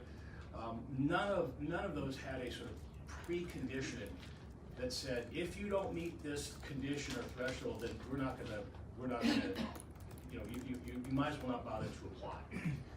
And so it raises some issues. First is due process. Statutorily, by way of our charter and by both Arizona and U.S. Constitution, an applicant like this would have a due process right, which basically is notice and opportunity for meaningful hearing. If you set a condition that says 500 acres is the minimum or 500 acres is the threshold, then you kind of have to ask yourself, does this applicant get a meaningful hearing? You've already set a standard. And if the applicant comes in with, let's say this concept that was submitted yesterday is formalized, 400 acres, which if you do the math, 250 plus 150, 400, roughly. 400 acres of open space, this resolution effectively says don't bother. Don't bother to apply because, or if you do apply, what kind of meaningful hearing does the applicant get? The second one is, second concern I have is the equal protection type issue, and that is you sort of have to treat applicants roughly the same. The adage is like things alike, different things differently. Annexations are all very different from each other for the most part. But process-wise, we've never, and again, I'm not familiar with anybody else in the state in an annexation ever sort of setting a fee for entry or a minimum standard before an application will effectively be accepted. So there are those concerns. I think the biggest issue I'm going to have with this 500 acres is what's called an exaction analysis. I think maybe some of you have heard of Nolan Dolan, a couple of Supreme Court cases that talk about municipal exactions. In other words, if you want a rezoning, if you want to develop, if you want to annex, we want this. We want something from you, developer or applicant. And the two prongs of a exaction analysis, Nolan Dolan, are nexus and rough proportionality. So when the city says in the process of an annexation and a development plan and a rezoning, which this all is, we want X. You have to ask yourself, or how you basically analyze it. Justice Scalia said, I'll quote a Supreme Court justice rather than president. You have to look at whether it's a valid regulation of land or an out-and-out plan of extortion. And so the problem is that when you're looking at nexus and proportionality, it really comes down to sort of a due process analysis, as I mentioned before. So it applies to, if you're going to take something of value from an applicant without providing just compensation, which is the Fifth Amendment, you have to make sure that what you're asking for, or what you're demanding, essentially, which is what this resolution does, is a nexus to the burden that the government seeks to avoid. In other words, is the burden on the government or the city or the community, is there a nexus between 500 acres of dedicated land, dedicated open space, and what the applicant is looking to develop? And that comes from this Nolan case. And then rough proportionality, which I think is the bigger concern here, is that the amount of the exaction has to roughly correspond to the burden placed on the government resulting from the proposed development, or should, is it something that the community should bear? So it's not a mathematical calculation necessarily, but there has to be an individual determination that the exaction is both related to the related in nature and extent, proportionality to the impact of the development. And the problem I'm having with this is sort of the problem that we see with a lot of citizen-driven initiatives, is that they're certainly well-intended, they're certainly maybe great ideas, but they're not vetted through sort of that legislative sausage making that makes bills and ordinances and things like that kind of whittled down and thought through and really avoiding all those unintended consequences. So this resolution would be binding. It sets out a particular number. It sets out a particular area on a map, and really but we haven't done it. We haven't done this individual analysis or determination to say what's the burden of that we're trying to avoid. And is 500 acres, is it directly connected or roughly connected, as a roughly proportionate? And I heard some numbers too. It's only 500 acres out of 15,000. Well, it's not the way it works. It's 500 out of 866. And that's how you would analyze, or a court would analyze the proportionality part. So I have some serious concerns. I don't tell you how to vote. I advise you to stay within sort of what are called right and left limits in some parlances, so that your decisions are defensible legally. The problem with exactions is that the ones that create the highest risk are those that appear to be made by the government after you determine you want a piece of land, and then you use the development approval process to get it. And that's sort of what this resolution does. Again, certainly well-intentioned, but not really sort of vetted through the process. So circling back around and kind of concluding, happy to answer any questions, is that the normal process that we go through in any annexation, pre-annexation development agreement, development plan, site planning, rezonings, all those, plus all the Prop 400 cost-benefit analysis, hasn't been done yet. And so this is it's premature, I think, at this point from a legal standpoint. It certainly doesn't mean that that you're ignoring what the sort of will of the people is, perhaps.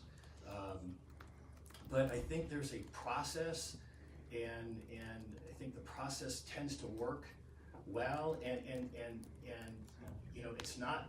it is done transparently, because it's got to go through the planning commission, it's got to go through the city council, it's got to on many levels. And so I have some serious concerns about this from an exposure type standpoint, that it creates potential liability if you adopt this ordinance today, or this resolution today. Doesn't mean that someplace down the road, at the right time, you could adopt some type of position that says we want 483 specific acres, or 422. You know, again, but I think I heard that the devil's in the details, somebody said earlier. Well, that's exactly true, and that's kind of the concern I have. So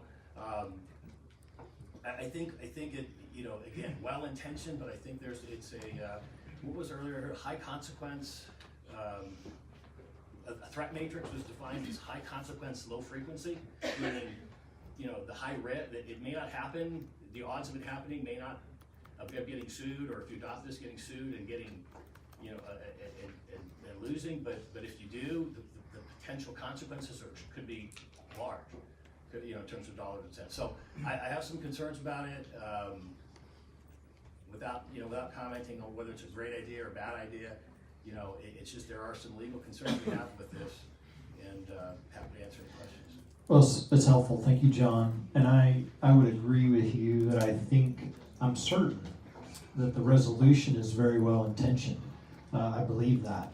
And like the quote we heard from JFK at the beginning, we really need to focus on what we all agree on and not what we're differing on, because I think you're going to hear from a council that wants to preserve the rocks that need to be preserved.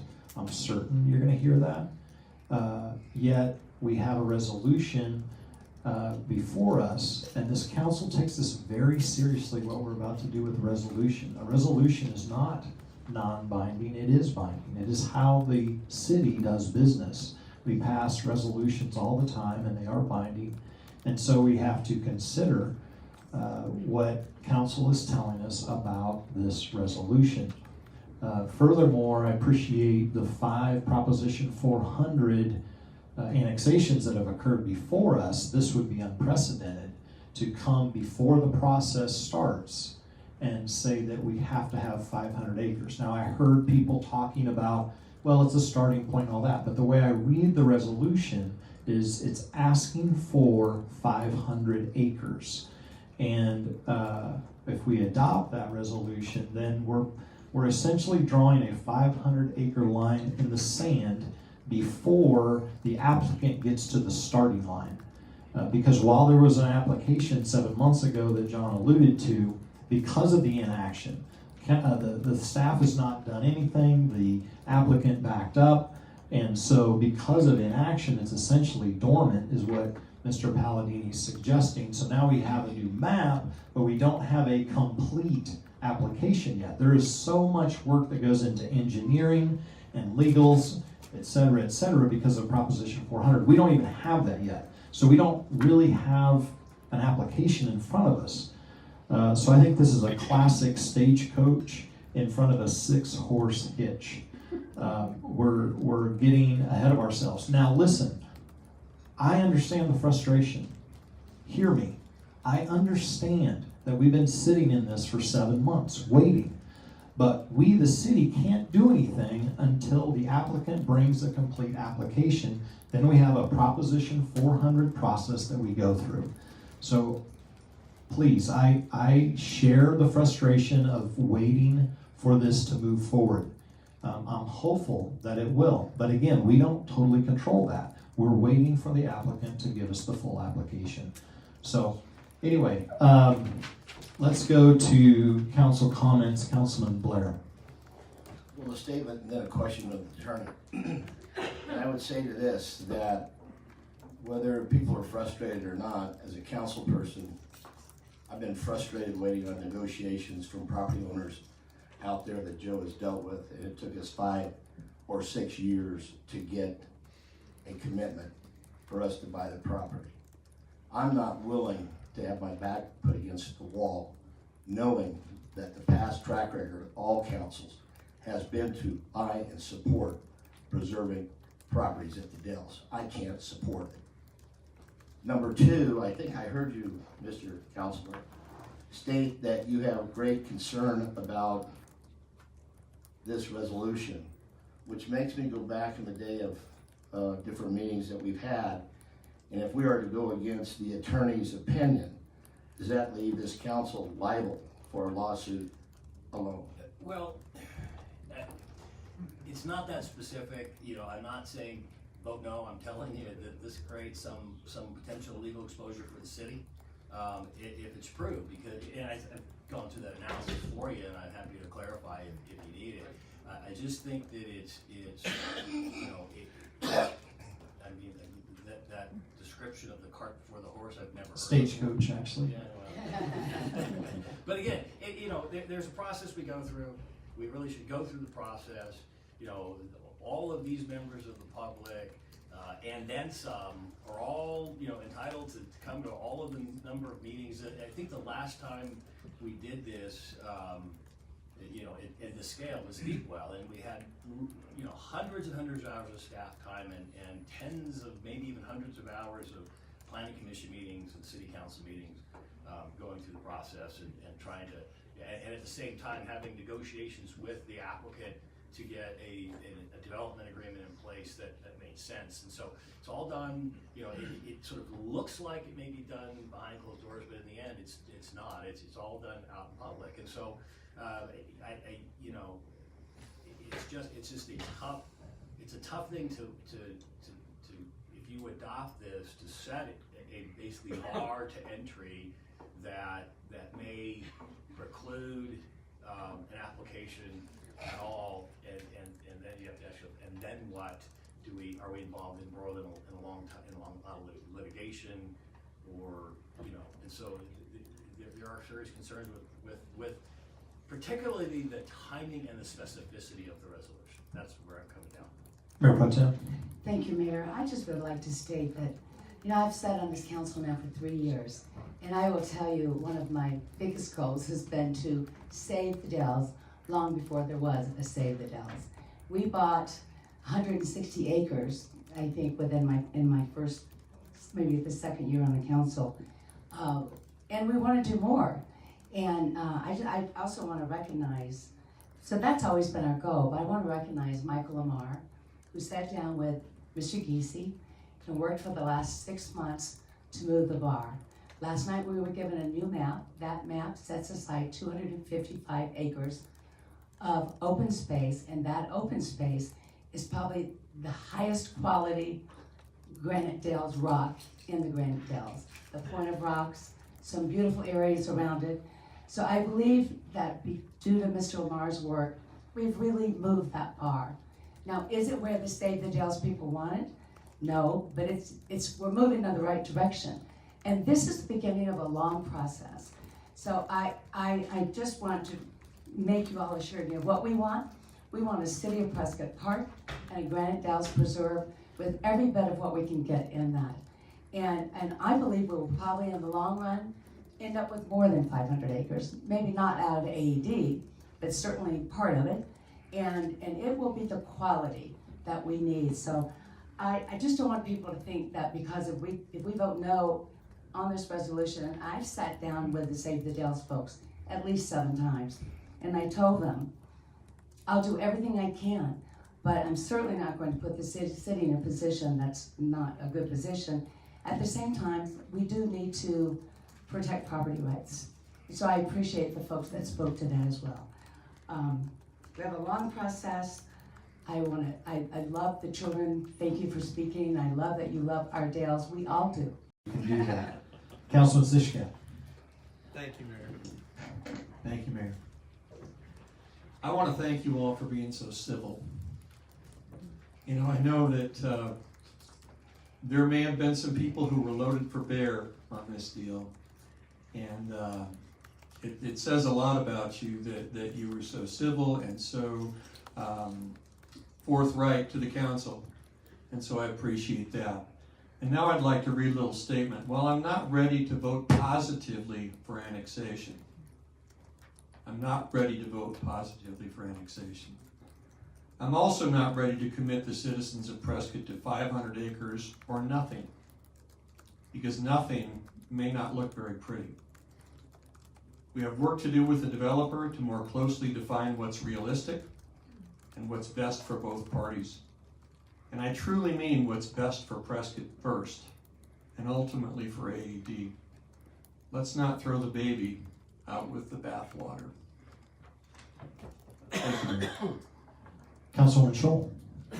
Thank you, Mayor. I think, there's a couple of things I'd like the community and Save the Dells to know. I also have met many times with Save the Dells representatives, and I have absolutely been influenced by Save the Dells. And my priorities and expectations for this annexation project have also been influenced by Save the Dells in their position. I definitely have heard the community's concerns and wishes for this project, and I have and will consider them in future negotiations with AED.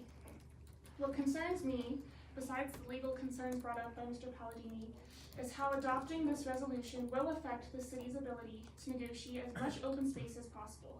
I can tell you, this council wants to protect as much open space as possible, and I understand how Save the Dells and members of the community may think that adopting this resolution will allow the city to do that, but I confidently feel that it will have the opposite effect. I hope the community knows that previous negotiations with AED were in good faith, with the goal to preserve as much open space as possible, and future negotiations will also be in good faith with the same goal, regardless of whether or not we choose to adopt this resolution today. Thank you. Councilman Good. I consider myself a dedicated constitutionalist. I have an extensive library in my home office of our founding fathers' biographies. And I understand that our Constitution, Father James Madison, was heavily dedicated to the concern of property rights. Even our Declaration of Independence originally was based upon John Locke's concept of life, liberty, and property. But Thomas Jefferson, knowing he needed a broader support for the Revolution, changed property into the pursuit of happiness, which I think many people could accept, since not everyone owned property or had that ability to value it, especially their own. Because of that, I understand that this is privately owned property. I've met with the Save the Dells group many times since it was formed, and I've listened to their concerns.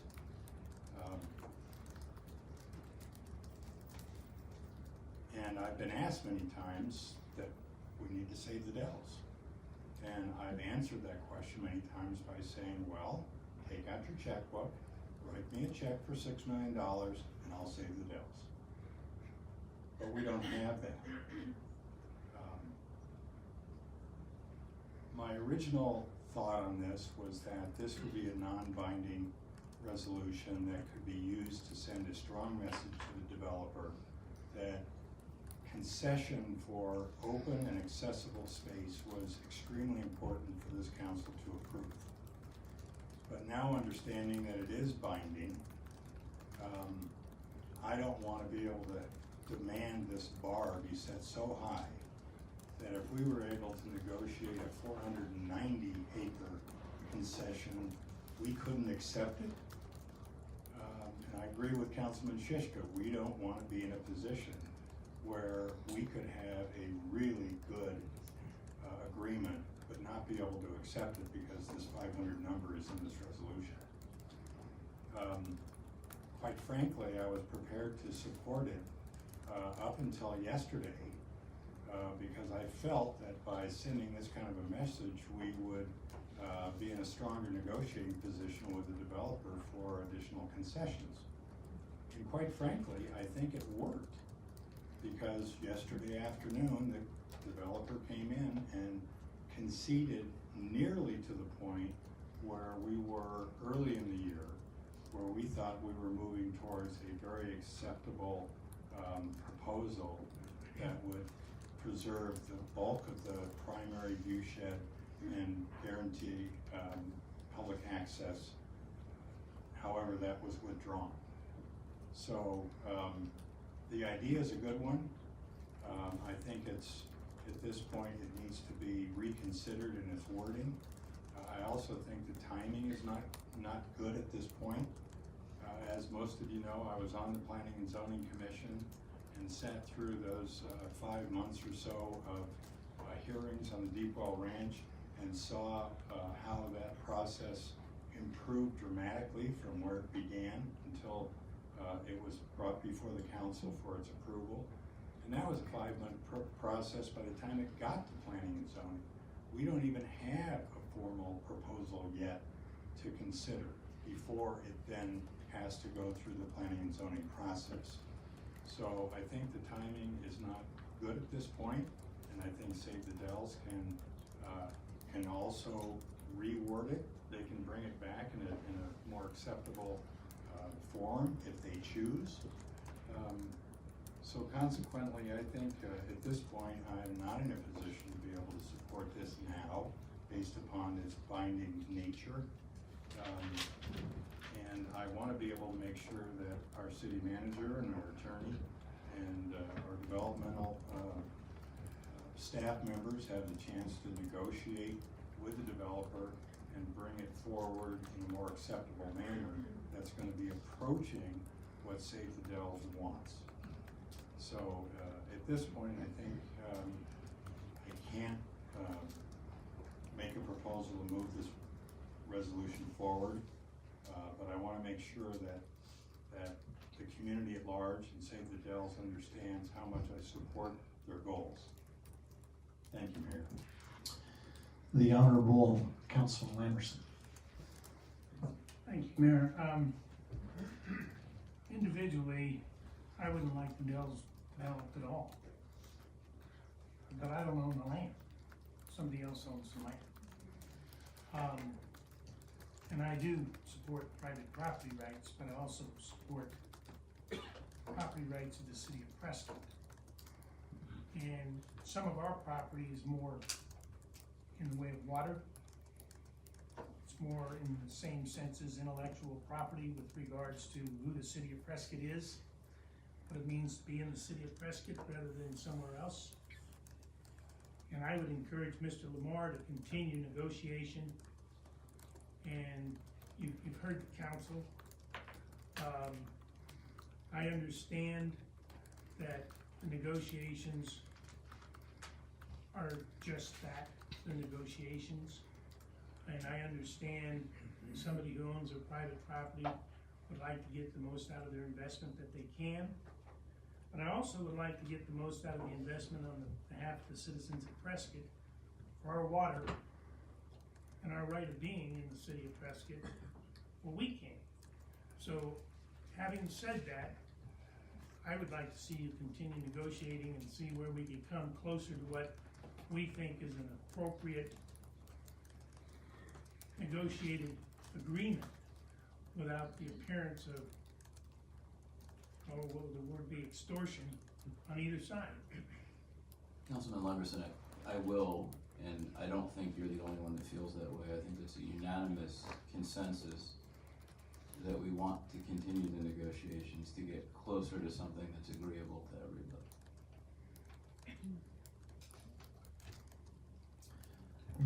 Mayor Pro Tem? Are you surprised if that is something else I want to say? No, I figured you'd come back. You know, I'm the eternal optimist. I always, my glass is half full. And I know we're going to come out of this with something wonderful for the City of Prescott. It is such an amazing opportunity for us that I agree with Councilman Shiska. We do not want to walk away from this. We want to work this through, let Michael go. Let's get what we can, because right now we have the gem of, as far as what Jason says, he's already going to give us the corner rocks. So what else will we get? Believe me, there will be more. We'll do more as a council.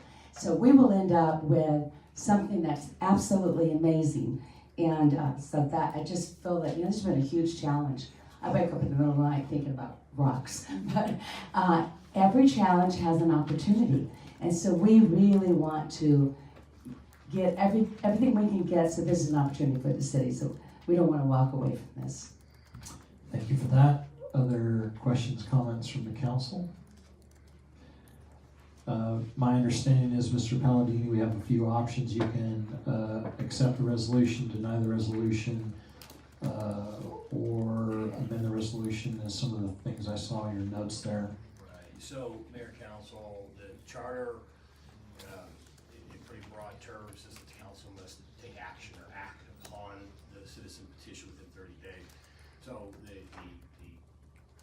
the act, and this has happened in the past, that call for a motion. And as the mayor said, there could be three types of motion: motion to approve, motion to reject or deny, which is allowable, not preferable, because a yes vote means no. Or, you could go through the sort of gyrations of trying to do an amended, a motion to adopt a resolution but amend it on the floor. It gets kind of complicated, particularly something of this nature. So those are your three options at this point, unless there's any further. If the mayor calls for a motion and there's no motion, it fails. Well, right, procedurally, from a parliamentary standpoint, a call for a motion, if there's no motion, it dies for lack of motion. That was your action. If there's a motion and no second, dies for lack of a second. Obviously, if a motion and a second, then you all vote. But the call for the motion is really the action from a parliamentary standpoint. That's how our practice and procedure is. Mayor Pro Tem? Mayor, based on what Mr. Palladini has said, I will make a motion to deny. I'll second that. There's a motion and second. More discussion. Councilman Good? Well, I just wanted to mention, since the third option was to possibly amend the motion and offer an amended motion, I think considering the potential legal liability involved, trying to make an amended motion at this time is just not a good idea. So therefore, we're in a position where we can only either support or deny. And I understand where we are, so that's the further discussion, and now we're gonna vote, right? So, Yeah, so we have a motion and second. A motion to deny The resolution. Resolution number 2019-1681. So an aye vote is a vote to deny the motion. Yeah, yes vote denies the motion. Before we go to vote, I want to again thank you all for being here today. I really appreciate and echo Councilman Sishka's sentiment in regards to your civil discourse. It's very heartwarming for me and doesn't really surprise me, honestly. Appreciate all your comments and want to thank you so much for your efforts in our city. Genuinely, I really appreciate it. We have a motion and second. Please vote. Passes 7-0. All right. The resolution is denied. The resolution is denied. That is correct. Let's take about a 2 to 3 minute comfort break, please. For 600 acres.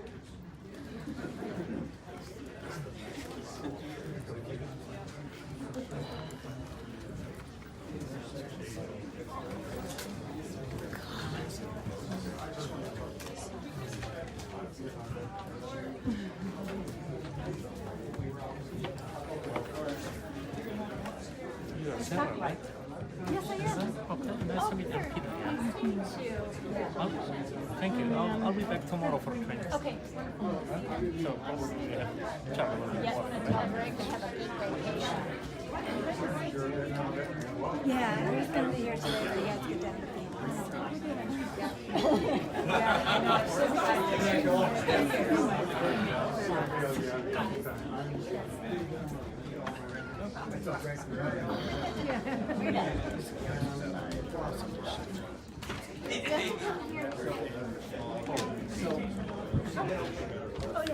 Hey, Billy. Thank you, Joe. Yeah.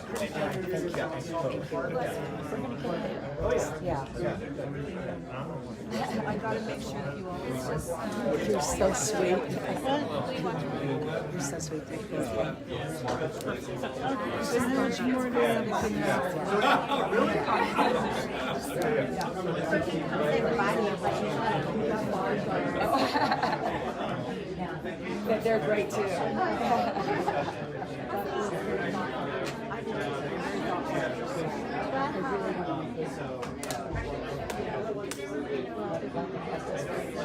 Okay. You're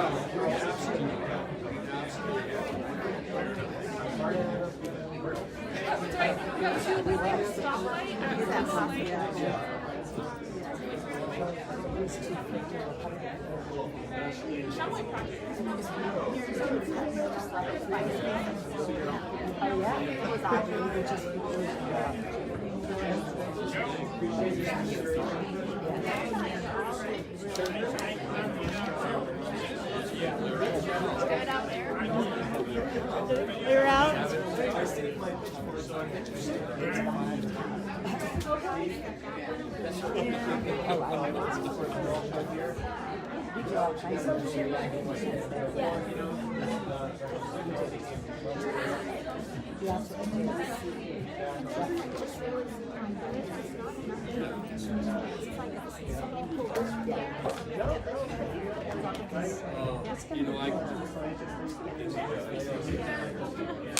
I know.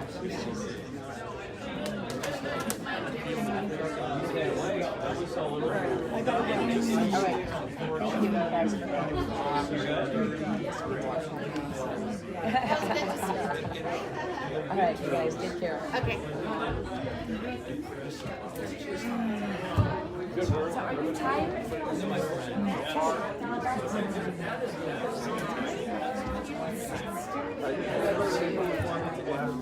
Yeah, I'm the last one standing. It's on the old build-up. It looks like they built right now.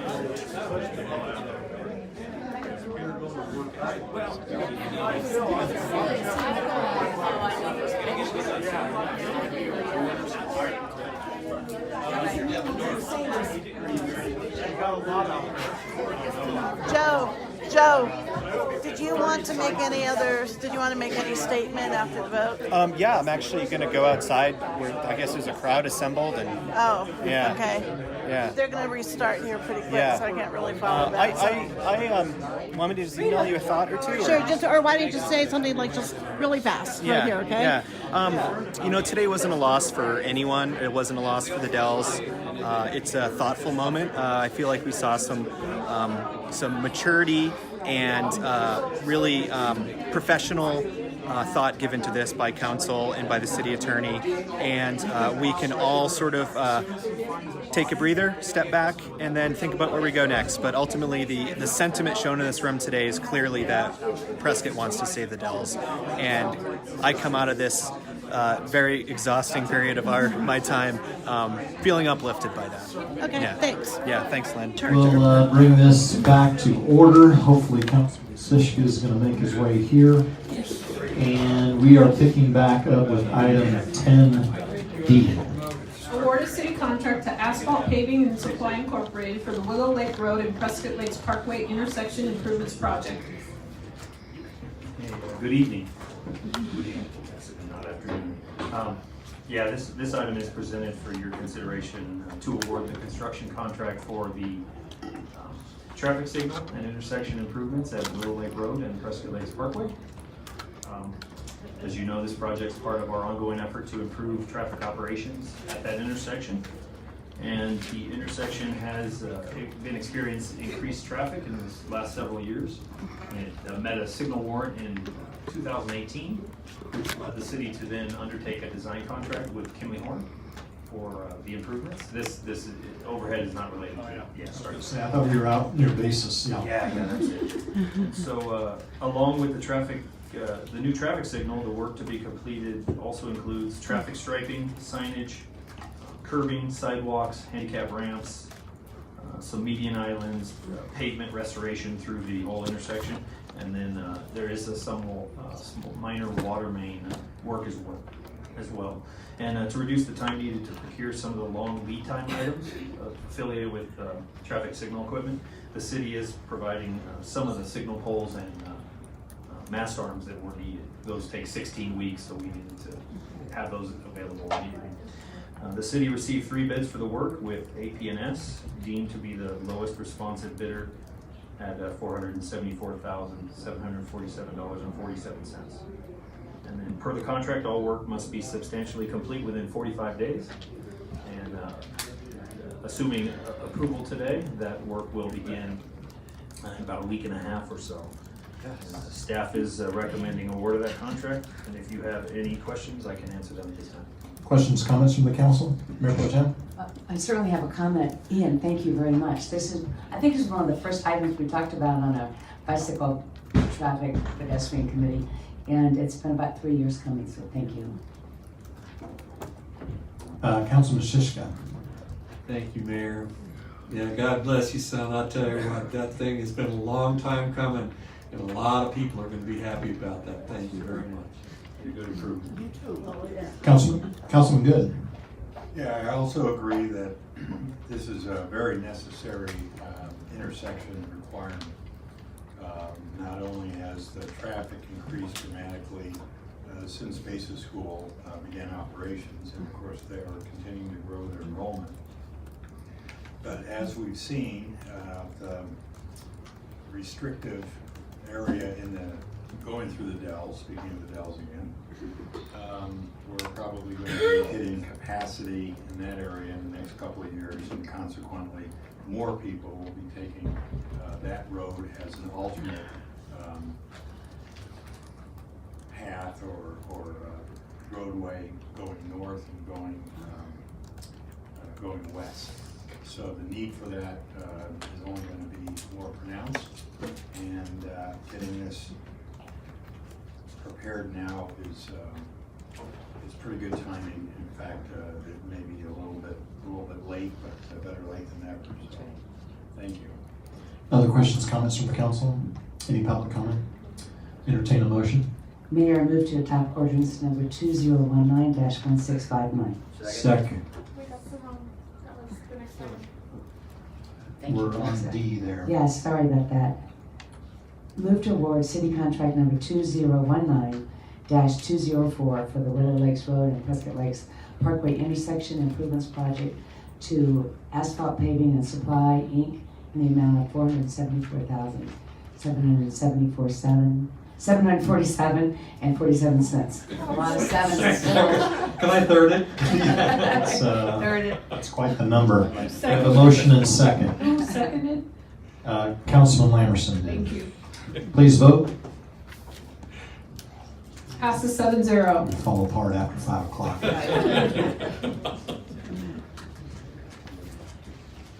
I'm sorry, item 10D. 10E. Adopt ordinance number 2019-1659, amending the zoning of certain property within the City of Prescott generally located near the intersection of Montezuma Street and Sheldon Street from Business Regional Zoning District to Downtown Business District, and from Natural Open Space to Downtown Business District and Recreation Space. Thank you, Mayor. I know you've had quite an afternoon, so I'm going to keep my presentation down to about 30 minutes. Actually, this will only take a moment or two. This is something that you're well aware of. The initiation of the rezoning in the West Granite Creek area was partially precipitated by the work with the Shumway Group on their hotel project, and partially for an allowance for the city to do some work on the park to make it more active recreation. So we took a city-generated rezoning request through our normal rezoning process. We follow our own processes. We went to our Planning Commission for review and recommendation. Planning Commission recommended in favor of the rezoning. They talked about the hotel site plan as part of that rezoning process, and I think through the presentation earlier, you heard from the Shumway Group that they took some of those recommendations and suggestions to heart in their design and made some changes. But as far as the rezoning itself, the recommendation of the area to be rezoned and how it affects the hotel project was completely straightforward, went straight through with little or no comment on particular issues. So just to give you a real quick look, there is a relatively odd strip of commercial property that's the red color that zigzags between the two green sections. The south green section is Downtown Business District. The north is the natural open space of West Granite Creek Park. And it's those two strips, the red and the West Granite Creek Park just above it in green, that are being amended by today's rezoning. The area being affected is a small portion of the park property, the natural open space that's NOS up there. to become downtown business, along with that strip to be downtown business, and that would accommodate the hotel development. And then the remainder of the area that's highlighted in black would become a recreation space, which allows for active recreation as opposed to natural open space, which generally doesn't allow for active use. As the extent of the presentation, I'd be happy to answer any questions you might have. Thank you, George. Councilman Good? Well, from my understanding, downtown business district does relieve them of some parking requirements. That is correct, yes. And the fact that they were able to address those concerns is they were brought up in planning and zoning. Yes. And on their own volition, acquire more property so they could add parking, really solve that problem without having to rely on the exemption from downtown business. So I think all things considered, we're in much better shape from a parking perspective than we would have been by just zoning. Yes. And of course, changing the recreational to allow all those recreational amenities to be put in and used is certainly appropriate as well. A very positive. Other questions, comments from the council? Any public comment? No, Mayor. Entertain a motion. Mayor, I move to adopt now ordinance number 2019-1659. Second. Motion and second, please vote. Passes 7-0. Thank you, George. And item 10F, legislative update. Keep in mind, you're the only thing between me and Jamaica right now. So Really? no pressure. That's a lot of responsibility. I've never had that before. I will make this quick. So you can see with the update that you have in front of you, this week is the last week to hear bills in the opposing chamber, so House bills in the Senate and vice versa. There is an extra week for Appropriations Committee to meet, so you'll see a lot of activity with these bills. You also see a strike through on some bills on this list. These bills that that there's a strike through, they're dead for the session, essentially. And so that's good news on a lot of these that we were worried about. But just to highlight a few, the first one on the list, the vacation rentals, that's going to be heard in committee on Thursday. And so that's moving through the process. Jumping down to the preserve local funding category, the highway safety fee repeal that we were worried about, that it could affect HERF. That hasn't moved in a couple weeks. In fact, it's looking like it's slowed down to the point of not moving this session, but we'll see, it's still technically there. The TPT, the Nexus, the out-of-state remote sellers, as well as the digital goods, those are two big issues that the League of Cities is really focused on. Those look like they're not going to be part of budget discussions. So the monetary effects will be talked about with the budget, and no bill is going to move forward, I think, until the budget is really hashed out. So they're still there, but they're not going to move forward until the budget is talked about. And then some good bills. The WIFA, House Bill 2464, that would help us a lot. It increases the cap from $50,000 to $150,000 for cities to qualify for WIFA loans, which is very helpful to cities our size. And House Bill 2047, the HERF distribution, that actually gives $60 million, $30 million to counties and $30 million to cities, and it's broken down by population. The estimated increase for us, that means about $276,000 extra, just because. So that's a good bill, and it has a lot of support. As you can see, it's passed through the House as well as its Senate committee. And then last but not least, if you look towards the bottom, Senate Bill 1165, the texting while driving. This hit a roadblock in the House rules, like a lot of bills did this year, and so they found a strike everything amendment bill to host it back in the House. So it's alive because they found a bill to replace it with. It's the same language, but they've taken it and inserted it into that process where it can now continue without being stuck in the House Rules Committee. So Tyler, I hate to interrupt the mayor's Jamaica trip, but could you explain to me what a strike everything does? So what that does, if a bill hits a roadblock, they can take, for example, they took House Bill 2318, which is currently in the Senate Transportation Committee. They take all the language out of that bill and replace it with the non-texting while driving bill.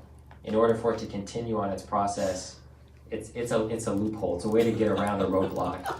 And sometimes it's bad, sometimes it's good. In this case, it's good. In years past, we've seen bills that have come back to hurt us in the last minute of the session because of the strike everything amendment. in this case, it's helping us. So they use the tools they have to do it, and this is one of those times. And with that, that's all I have, unless there's It's appropriate you're going to Jamaica because the state can be a banana republic. Other questions, comments for Mr. Goodman? This is Benjamin Franklin. Be civil to all, social to many, familiar with few, friend to one, enemy to none. This meeting is adjourned. Here, here.